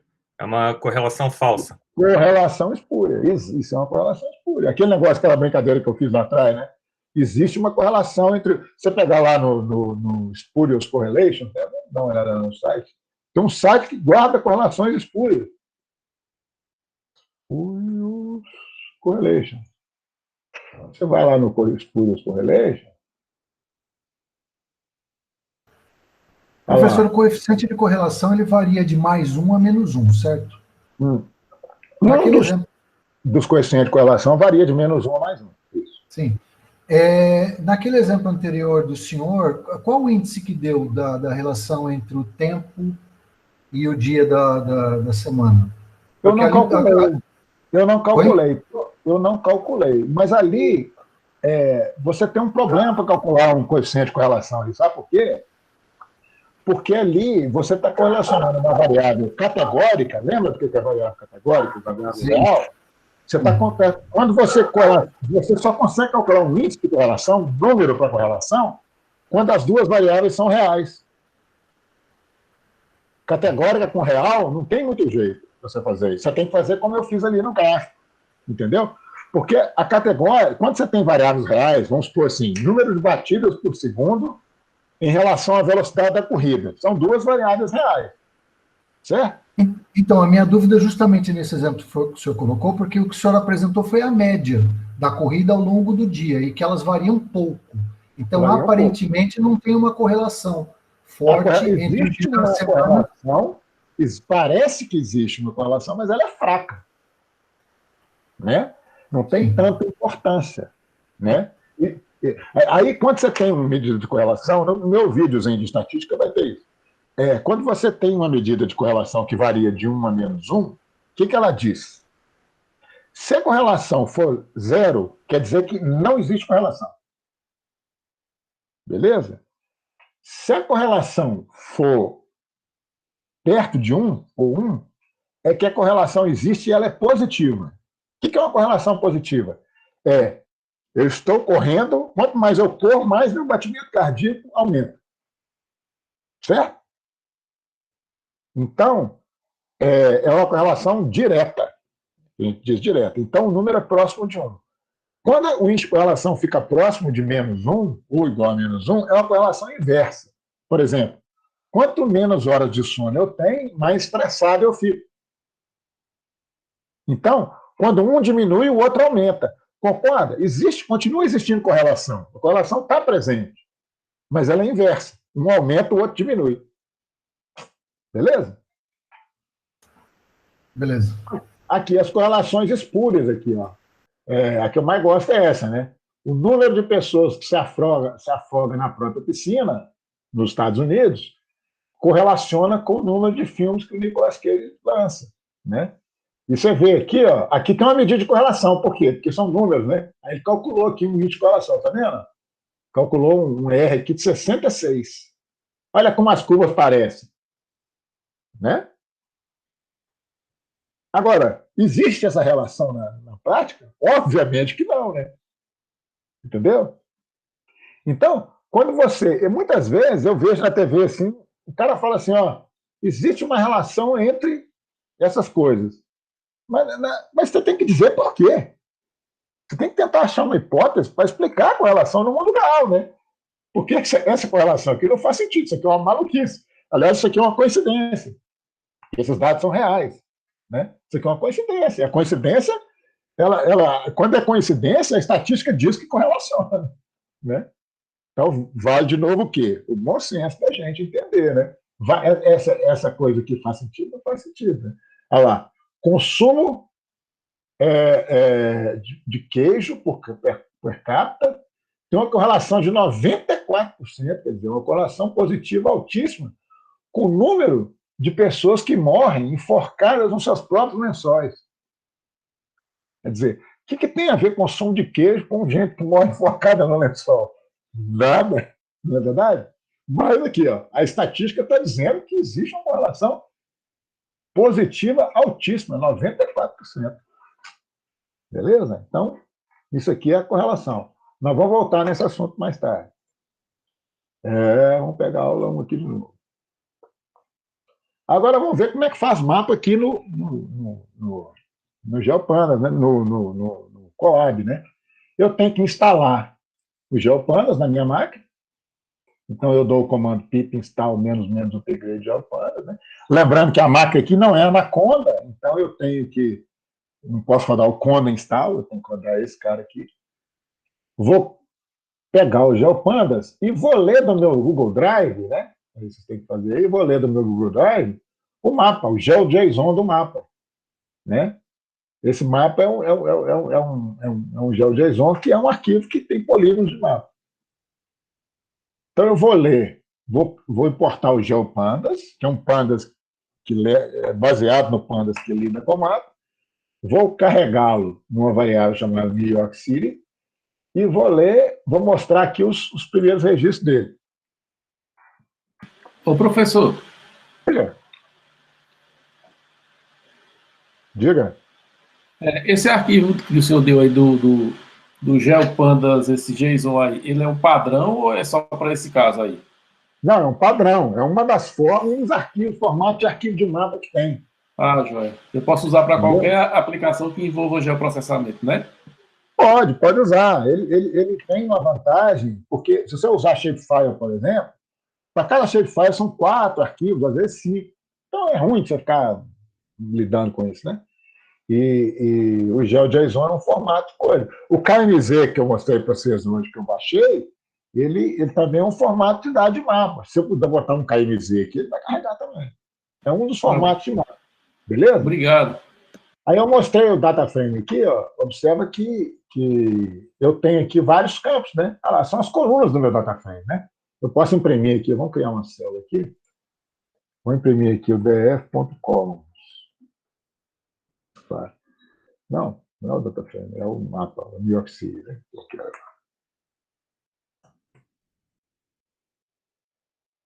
Olha lá, eu tenho o ID, tenho o tamanho do polígono, a largura do polígono, o comprimento do polígono, que é o perímetro do polígono, a área do polígono, a zona, a localização e a geometria.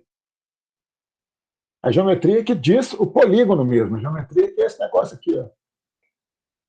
Como é que a geometria faz? Ela tem a latitude e a longitude de cada ponto do polígono. Então, aqui, a latitude menos 74, aliás, é longitude e latitude. Menos 74, quer dizer, por quê? Porque a latitude, a longitude, ela começa na Inglaterra, né? O 0 passa em Georgetown, na Inglaterra. E vem negativo para oeste e positivo para leste. Então, por isso, menos 74. E 40, por quê? Porque a latitude ela é 0 no Equador, positiva para cima do Equador e negativo para baixo. Então, um ponto que está em Nova York, a longitude é negativa e a latitude é positiva. Um ponto que está no Brasil, a não ser que esteja no Amapá, né? Então, um pedaço do Amapá que é no hemisfério norte, a não ser que, segundo, em um lugar que faz muito frio, segundo o nosso Ministério Interino da Saúde,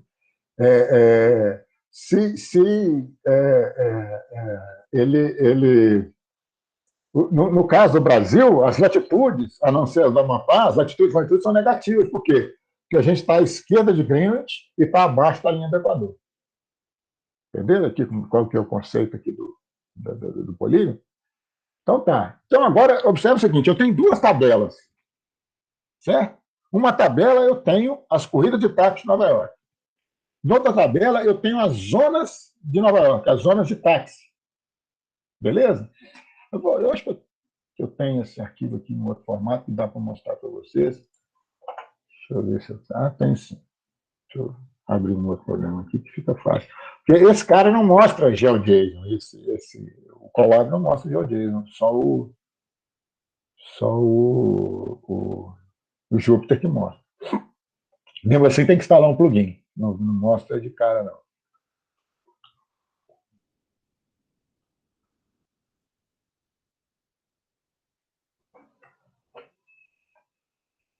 Pronto, já está lá, né? Então, vou pegar aqui esse arquivo, só que no formato shapefile.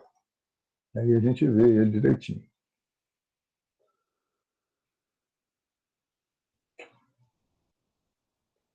Ups. Peguei o arquivo errado.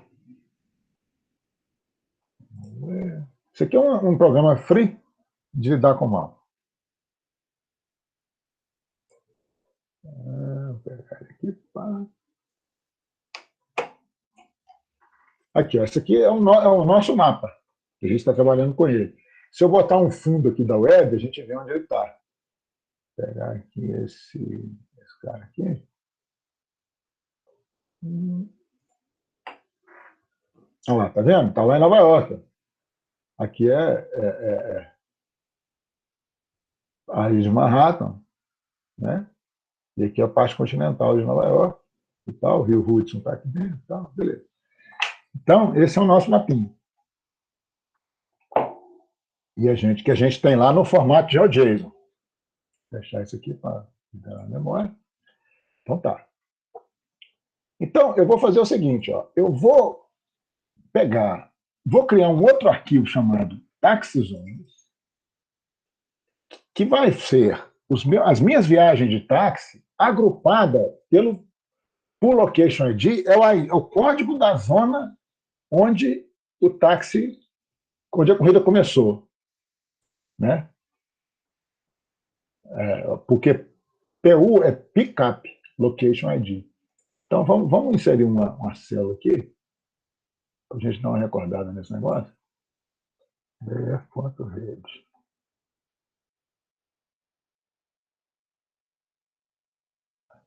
Aqui, ó. Eu tenho aqui, ó, uma coluna.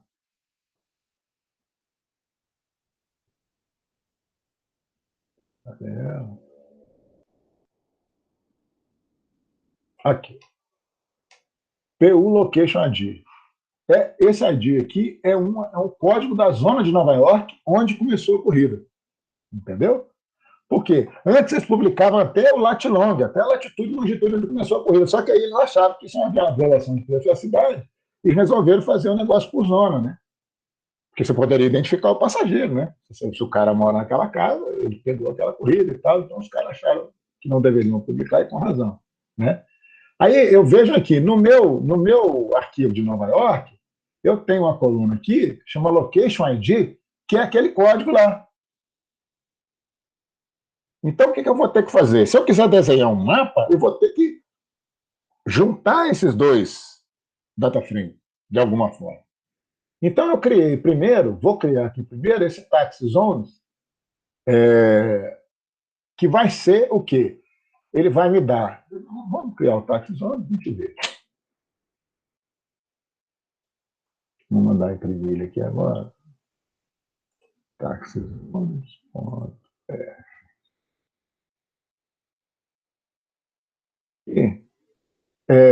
Observe o seguinte, ó. Ele pegou aqui pelo Location ID, repetiu aqui as colunas, vamos olhar aqui, mas olha só que legal.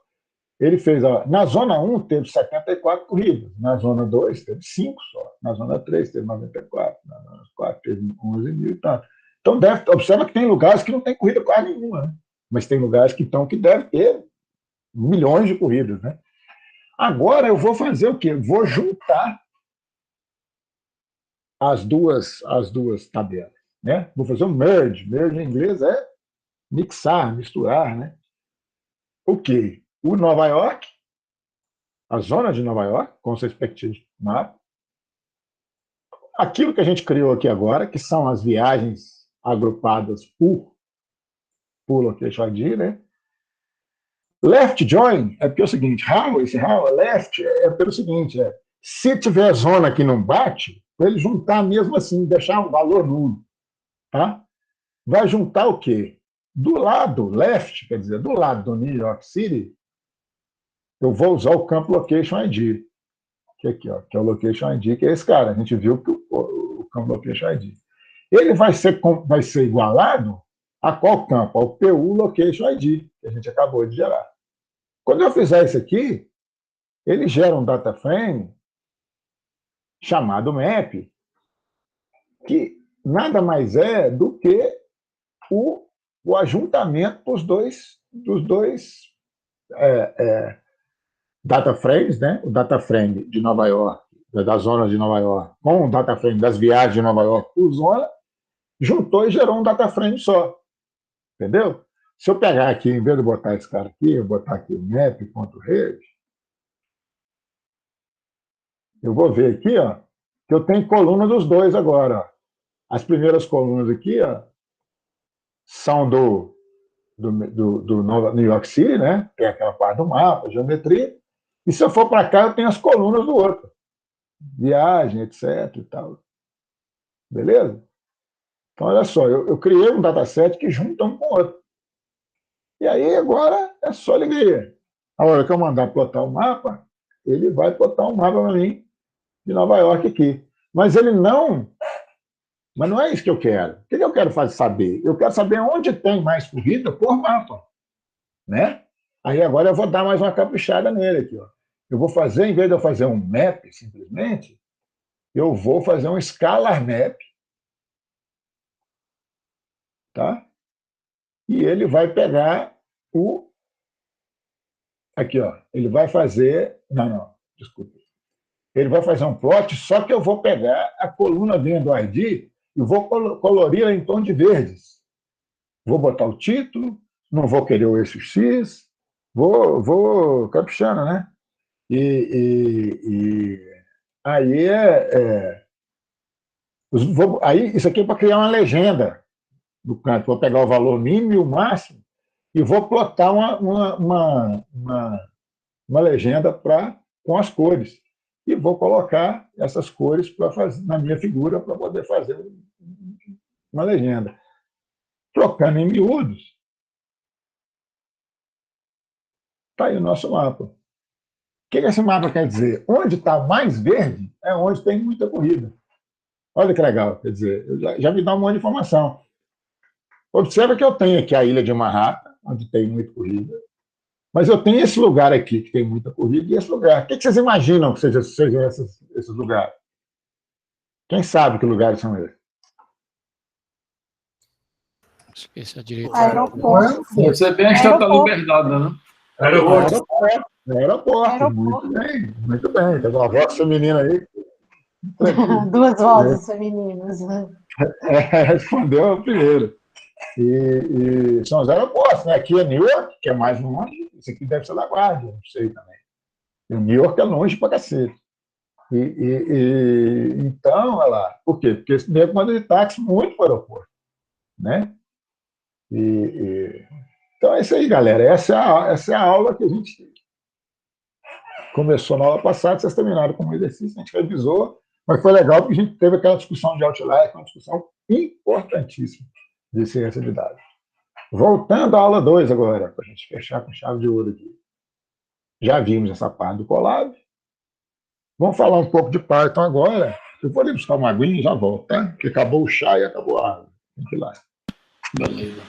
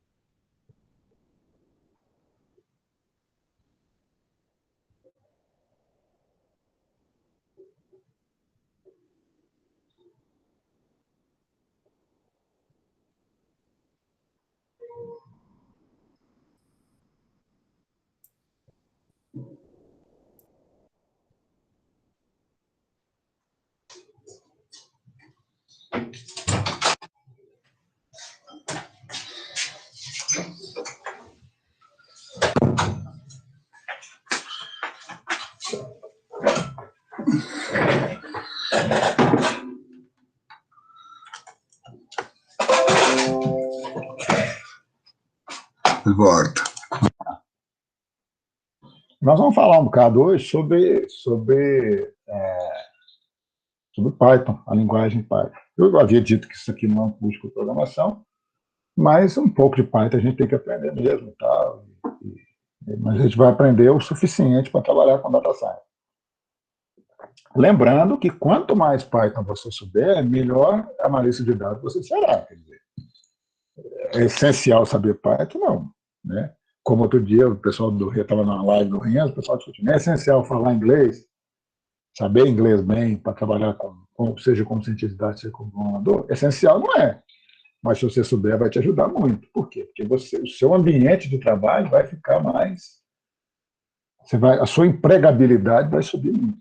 Né? Então, ou seja, eu vou tratar o feijão com arroz da programação aqui. O feijão com arroz do feijão com arroz, porque o curso é de ciência de dados.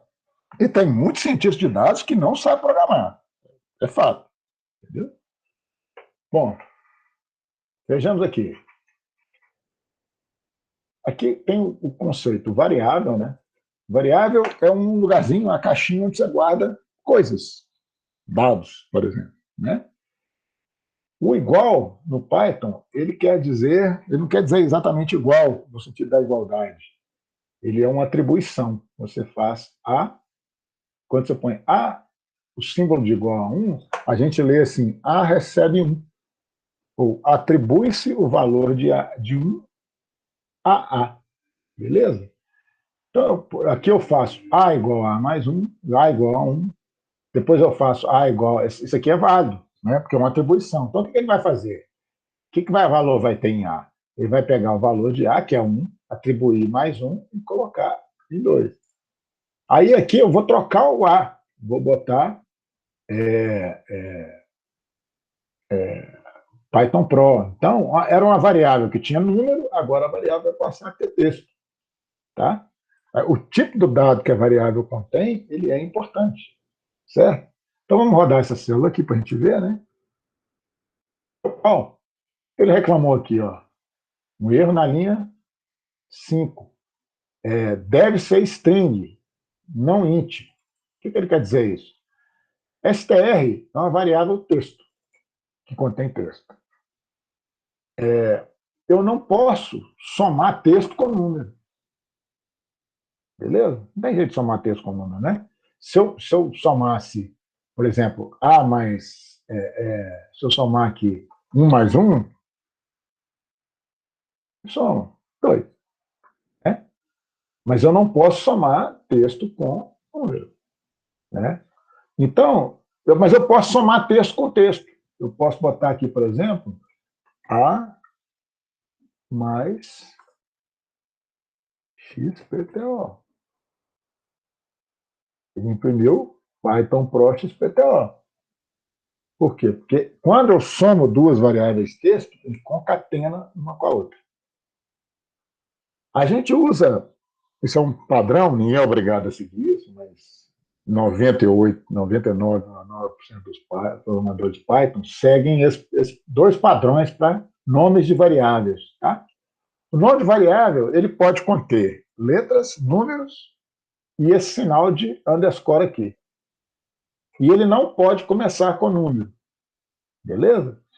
A gente usa, para dar o nome à variável, e dar nome à variável é importantíssimo, a gente deve dar nomes significativos para as variáveis, nomes que digam o que tem dentro delas, para te ajudar na programação. Aí você... um tipo de notação é você usar o camel case. Por quê? Porque já que o nome da variável não pode conter espaço, como é que você separa as palavras da variável? Bom, você pode usar o tal do camel case, né? Case, em inglês, se a letra é maiúscula ou minúscula. Então, o camel case, como é que é? Você começa a primeira palavra com minúscula e separa as palavras usando a primeira maiúscula. Por isso que chama camel case, porque fica parecendo um camelo, né? Vai ter umas corcovas no meio do nome da variável. Ou então snake case, quer dizer, como é que é o snake case? Você não põe nada maiúsculo, mas põe um hífen no meio. Beleza? Observe aqui que eu posso tratar o meu snake case como a minha variável. Vamos ver se aqui funcionar, que é melhor, né? Eu peguei aqui do snake case, eu peguei do 3, da posição 3, lembrando que no Python sempre começa do 0, né? A primeira posição é 0. Então, qual que é o 3? É da palavra snake case, que é cobra, né? Qual que é o 3? É 0, 1, 2, 3, é o R, né? Peguei do 3 até o 5, só que eu não tenho 5, só tem 3 e 4. Então, ele pegou RA. E concatenei, quer dizer, o que concatenar? É você juntar duas strings, dois textos. Concatenei de novo com o snake case, aí ficou RA cobra, né? Eu peguei o RA, que é esse cara, e juntei com o snake case que tem cobra. Olha que legal também aqui, ó, você passa o mouse em cima, ele te mostra o que tem dentro. Isso é muito chique. Quer dizer, porque aqui está óbvio o que tem dentro. Né? Mas vamos supor que isso aqui fosse uma conta complicada. Se você tivesse que ver o que tem na variável, você nem lembra mais como é que você calculou, você passa o mouse em cima e ele te conta o que é. E quando você tem uma variável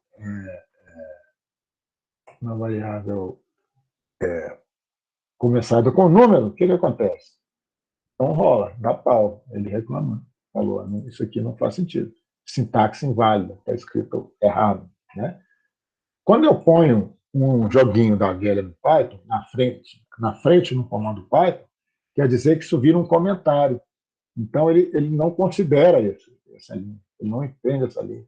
Isso aqui vira um comentário. Eu posso escrever um comentário para mim mesmo.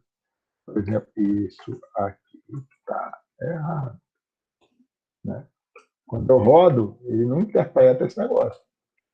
Fica uma dica para mim mesmo, por exemplo. Né? Uma coisa importante para as variáveis é o tipo de dado que ela contém. Né? Então, se eu rodar aqui o tipo das variáveis camel case e snake case, ela é do tipo string. Se eu vier aqui e colocar aqui, por exemplo, a variável a igual a 1, pedir para ele me dar o tipo dela, ele vai dizer que ela é do tipo inteira. Tá? Ou seja, eu posso mudar o tipo da variável. Né? Por exemplo, aqui A é igual a 1. Se eu fizer A igual a 1, agora vai ser o tipo texto. Apesar de estar o número 1, como ele está entre aspas, ele é texto. Vou rodar aqui agora, mudou o tipo é texto. String é texto. Beleza? Uma outra coisa importante no Python, no Jupyter e no Colab, é que se a célula der pau, vamos supor que aqui na última linha aqui, eu botei uma divisão por 0. Tá? Vai dar pau, certo? Nada disso aqui rodou. Tá? Ou seja, isso aqui não. Isso é como se o programa deu pau, nada aconteceu, entendeu? Isso é uma informação relevante. Outra coisa que tem importante numa estrutura de programação é a parte lógica, né? Por exemplo, se eu mandar imprimir esses valores aqui, o que vai acontecer? Aqui eu mandei ele imprimir 3 maior do que 2. 3 é maior do que 2? É verdade. Então ele imprime verdade. Se eu imprimir 3 igual a 2, e observe o seguinte aqui, ó, o igual no Python, a igualdade é igual a igual. Para quê? Para diferenciar do comando de atribuição. Beleza? Aí aqui, ó, eu rodei 3 é igual a 2? Não, é falso. Ficou falso. Aí eu falei que V é não 3 maior do que 2. E mandei imprimir V. Ele imprimiu falso. Por quê? 3 é maior do que 2 é verdadeiro. Not verdadeiro é falso. Assim como not falso é verdadeiro. Então, quando eu dou o not aqui, ele inverte o sentido da lógica que estava aqui dentro. E o tipo da variável lógica é bool, booleana. Bool, porque em homenagem a um cara chamado Alfred Boole, que desenvolveu uma lógica computacional. Tá? Então, ficou booleano. É comum a gente falar booleano, ou lógico, é a mesma coisa. Beleza? Aqui, ó, aqui é aquele exercício que eu falei. Ó. Isso aqui vai dar errado, certo? Entendeu? Por quê? Porque esse aqui é número, esse aqui é N.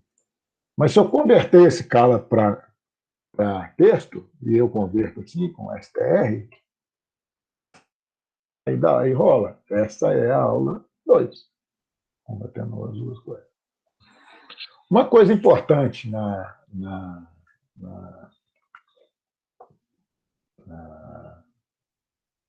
nosso em ciência de dados, e em Python principalmente, são as listas. Listas são conjuntos. É um tipo de conjunto de dados que tem no Python. Então, aqui, a gente já viu lá atrás que o camel case, se eu pegar de 0 a 4 do camel case, ele pega a posição 0 e vai até a 3, né? 0, 1, 2, 3. O limite aqui fica de fora. Esse cara entra, esse cara fica de fora. Por que é assim? Porque os caras da linguagem Python resolveram fazer assim. Né? Ou seja, esse limite aqui, esse número ele não entra o menor do que ele. Aqui uma outra lista. Observa que essa lista aqui é uma lista de letras, né? Que compõe uma palavra.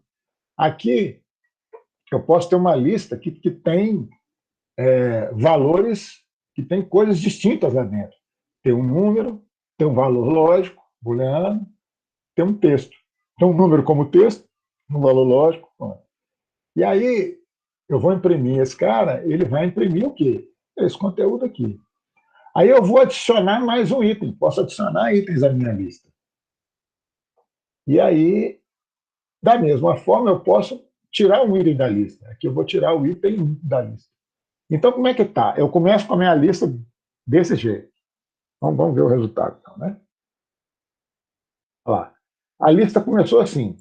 30, verdadeiro, bom. Depois eu adicionei mais um item. Quando eu dou um append, ele entra no final.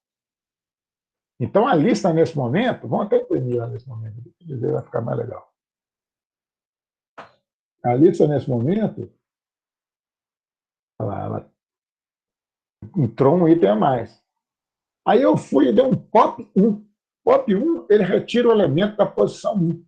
Como começa do zero, quem rodou aqui foi o true, né? O true era o segundo elemento. Né? O índice dele é 1, ele rodou. Beleza?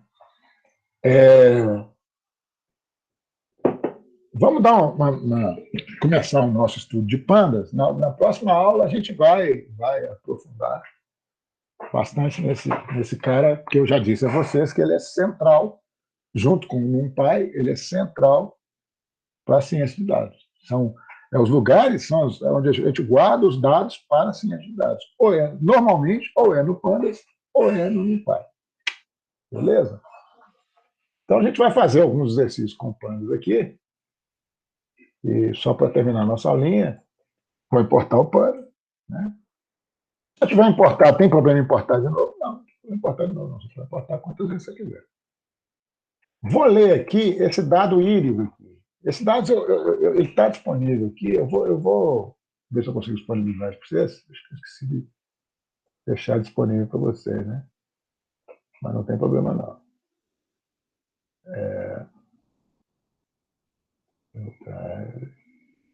Dados.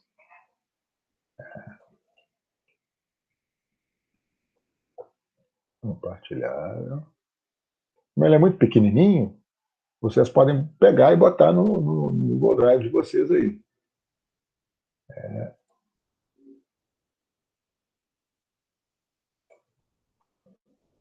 Tá? Ou então, se quiserem também só acompanhar o resto da aula e fazer o exercício depois, tanto faz. Coloquei lá no Telegram o link para essa tabelinha. Essa tabelinha é aquela tabelinha de espécie com largura de sépala e tal, que eu andei brincando com ela um tempo atrás. Acho que foi na aula 0. Né? ou na apresentação que a gente fez e tal. A gente já fez algumas coisas, eu nem lembro mais. Então, voltando à nossa aula aqui, eu vou ler o íris, né? Vamos dar uma espiada nele. Então, eu tenho aqui largura de sépola, comprimento de sépola, largura de sépola, comprimento de pétala, largura de pétala e a espécie. Beleza? A primeira coisa que eu vou fazer, eu vou trocar esse nome, eu vou tirar esse hífen aqui. Esse hífen, ele atrapalha umas coisas que eu vou querer fazer. Então, eu simplesmente estou trocando o nome, tirando o hífen e passando ele para underscore. Então, o data frame ele tem uma propriedade chamada columns, que é o título das colunas. Se eu perguntar para ele, mandar ele imprimir df columns, ele vai imprimir esses nomes aqui, né? Só que eu vou mandar trocar. Vou passar uma lista para ele, né? A gente já viu uma lista ali atrás. Vou passar uma lista para ele. Tem que ter exatamente o mesmo número de colunas, né? Senão ele não vai deixar. E aí eu vou trocar os nomes. Né? E agora eu posso... Por que eu fiz isso? Porque se eu tiver o hífen aqui, no lugar desse underscore, porque o hífen não pode ser usado em nome de variável no Python. Então, para que eu possa escrever dessa forma aqui, eu tenho que tirar fora aquele hífen. Aí aqui agora eu imprimo o meu valor, olha lá. Sepolém, né? Aqui é o seguinte, isso aqui, esse iloc é uma propriedade que serve para você, como se fosse recortar o data frame, né? Lembrando o nosso data. Primeiro é o seguinte, vamos pulei um aqui, né? O T. Observa aqui o nosso data frame. A coluna é o registro, né? É a medição, e aqui são as propriedades que foram medidas. Se eu mandar transpor tf.t, ele inverte, né? Faz uma matriz transposta desse dado, né? Ele coloca como linha as propriedades e como coluna das medições. Dependendo da análise que você for fazer, pode ser necessário fazer essa transposição. O comando iloc serve para você recortar o seu data frame. Então, aqui ele vai pegar a linha 2 e a 3, né, que vai ser de 2 a 4, e a coluna 1 e 2. E vai mostrar um data framezinho menor, olha lá, tá vendo? Então, isso aqui é um jeito de você recortar o data frame. Se eu fizer só isso aqui, por exemplo, né, o que ele vai fazer? Vai mostrar para as duas linhas todas as colunas. Beleza?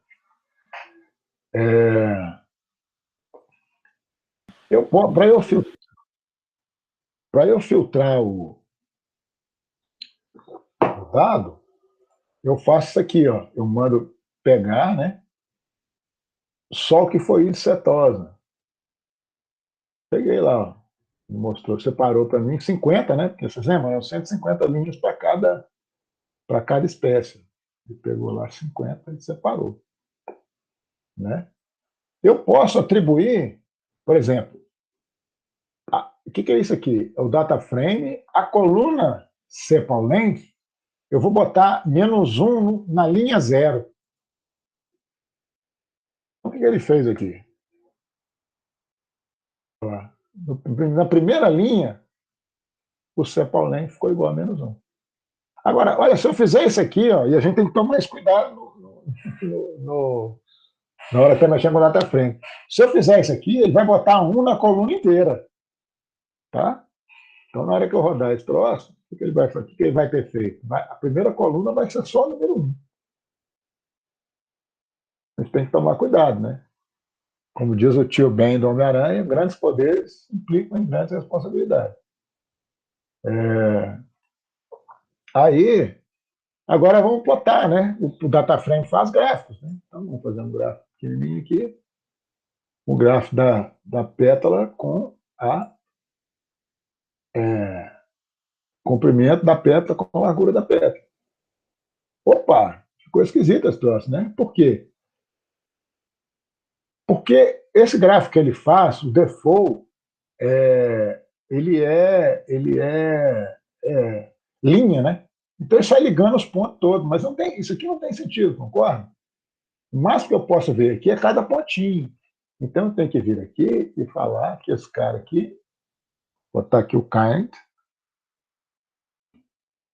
igual a K-terra.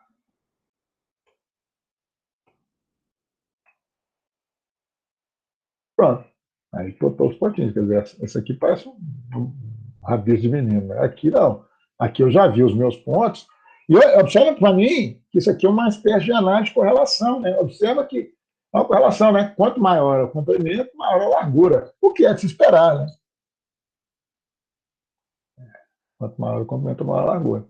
E aqui, por fim, a gente vai fazer um pequeno gráfico com duas variáveis juntas. Eu vou plotar o comprimento da pétala com a largura da pétala e o comprimento da pétala com a largura da sépala. E vou colorir de vermelho esse último aqui. Por quê? Porque a cor default, se você não informar a cor, ele fala azul. Então eu não preciso escrever azul aqui. Posso escrever também. Cola igual a green. Então vamos mudar a cor, né? E pronto. A hora que eu plotar, vou ter lá duas curvas no mesmo, dois conjuntos de dados no mesmo lugar. Beleza? O exercício de hoje foi um pouco mais leve, porque essa aula foi puxada. Então eu peguei mais leve aqui. E é isso, galera. Perguntas?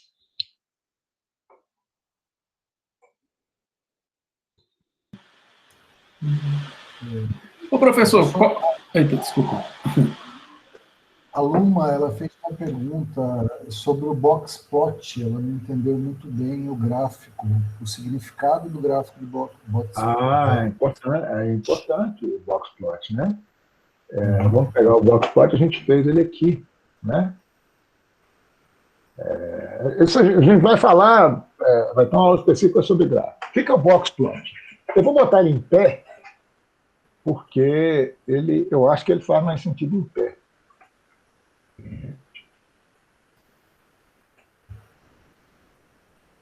Igual a...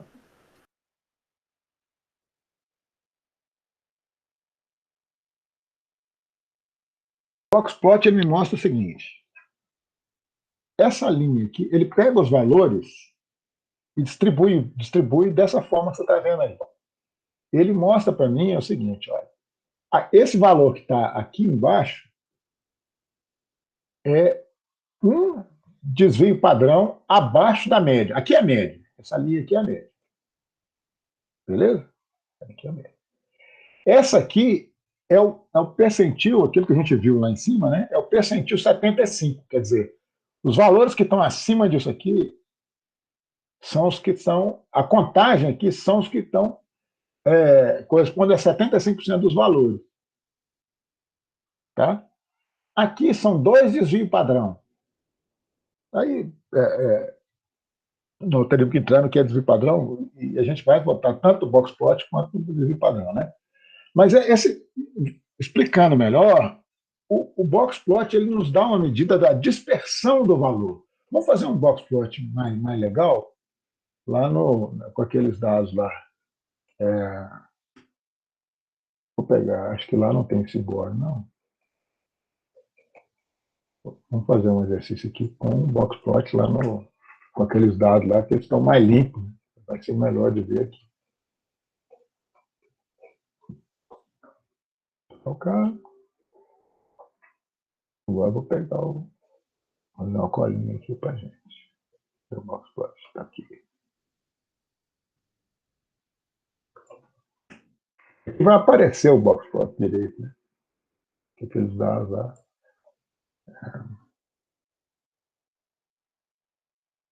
F ponto sepal.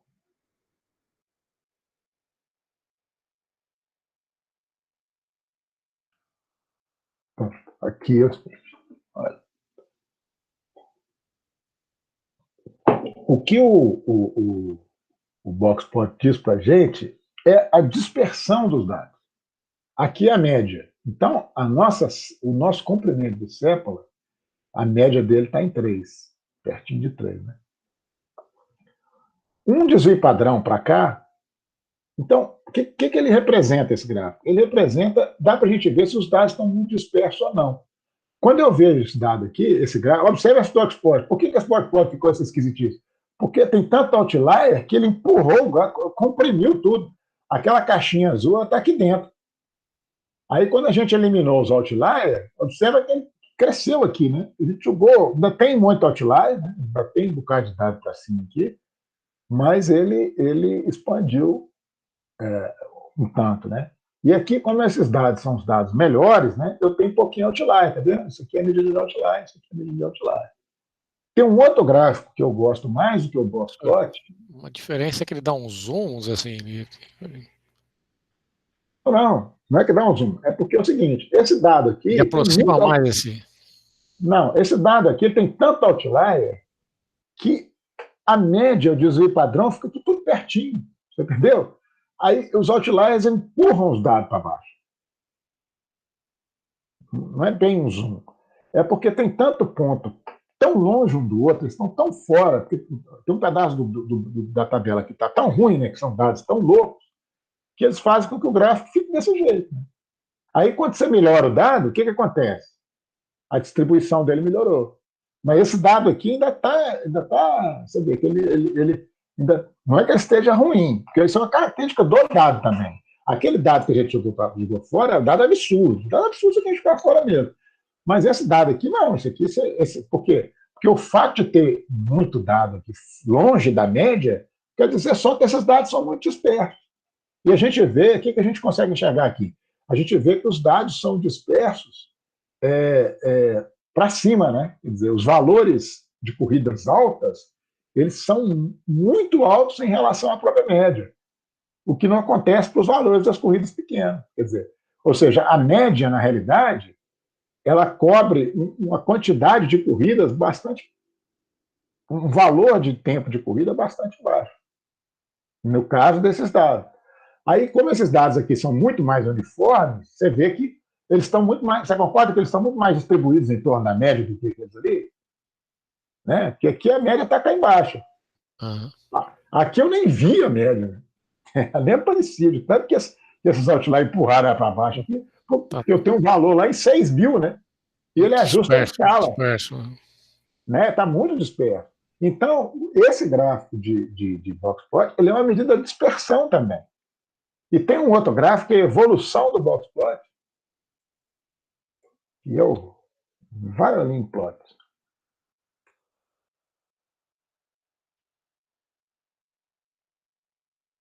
E ele é semelhante ao boxplot, mas em vez de ele deixar um quadrado, ele mostra na horizontal como é que os dados estão dispersos em relação à média também.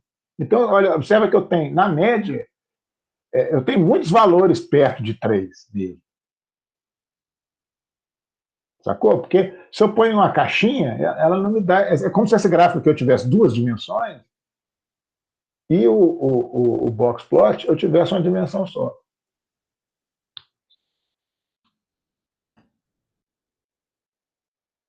Ele não dá essa medida da dispersão em torno da média que o Violino me deu. Sacou? A gente vai voltar nesse assunto, não se preocupe. Mas eu espero que tenha esclarecido um pouco mais. Digam.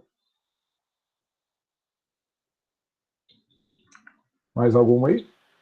Ô, professor, qual é a diferença do ILOC para o LOC? Essa é uma diferença da qual nós vamos falar na aula que vem. Ah, tá. Beleza. Eu não vou entrar nos detalhes agora, não, porque todo mundo cansado, esse negócio é importante. Isso não é matéria dessa aula. Da aula que vem, na aula que vem a gente vai voltar a falar do Pandas, né? Nós vamos seguir com o Pandas e falar do NumPy, que são as 2 estruturas básicas de dados do Data Science. E aí a gente vai entender o que é isso. Diga. Uma outra dúvida é o seguinte: o tratamento dos dados que chegam, por exemplo, os dados sujos, né, que você sempre comentou na aula passada, que seriam quando o cliente te fornece os dados, no caso uma planilha, como é que a gente faz esse trabalho né, antes de chegar a isso? No caso, você tem que abrir o Excel, trabalhar todo ele em cima, se for no CSV? Não, nós não fizemos aqui, nós fizemos um tratamento aqui sem Excel, até porque são 6 milhões de redes de dados, o Excel não dá. Então você tem que fazer no Python, só te resta o Python, ou R, né? Então a gente faz aqui. Se a quantidade de dados for pequena, por exemplo, esses dados de Cephala e Pentla aqui são 150 registros, né? Então você não precisa botar isso aqui. Se você tem mais intimidade com o Excel, você põe no Excel. Tudo isso que nós fizemos aqui, até os gráficos, você faz no Excel, né? Mas para 7 milhões de registros de dados, não. Aí só aqui mesmo. Entendi. Beleza? Tá bom. Então, a ferramenta você pode escolher, mas dentro das limitações de cada um. Legal.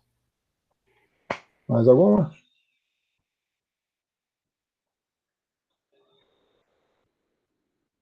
Bom, então é isso, galera. Espero que vocês tenham aprendido e gostado. E quarta-feira que vem tem mais. E de hoje até o início da semana que vem, eu estou falando isso porque provavelmente vai ser no final de semana, eu vou gravar uma aulinha de estatística para a ciência de dados e vou deixar aí, vai ficar de brinde para vocês. E aí eu estou achando que vai ser bom, né? Hoje, por exemplo, surgiu o desvio padrão aqui e tal. E se vocês soubessem claramente o que é desvio padrão, se eu pudesse usar o conceito de desvio padrão para explicar esse gráfico aqui, seria muito mais fácil de entender. Mas, então, sinal que precisa de um aprofundamento na estatística. Como não cabe na nossa carga horária, eu vou fazer uma hora extra e vou fazer um videozinho aí, uma ou 2 horas, sobre estatística básica. Beleza? Legal, senhor, obrigado. Nada, boa noite para vocês. Legal, obrigado, boa noite. Valeu, galera, boa noite. Até a próxima. E eu estou por aqui no nosso amigo aqui, Telegram. Qualquer coisa, é só dá um ping. Falou, então. Tchau, tchau. Deixa eu desligar aqui. Tchau, tchau.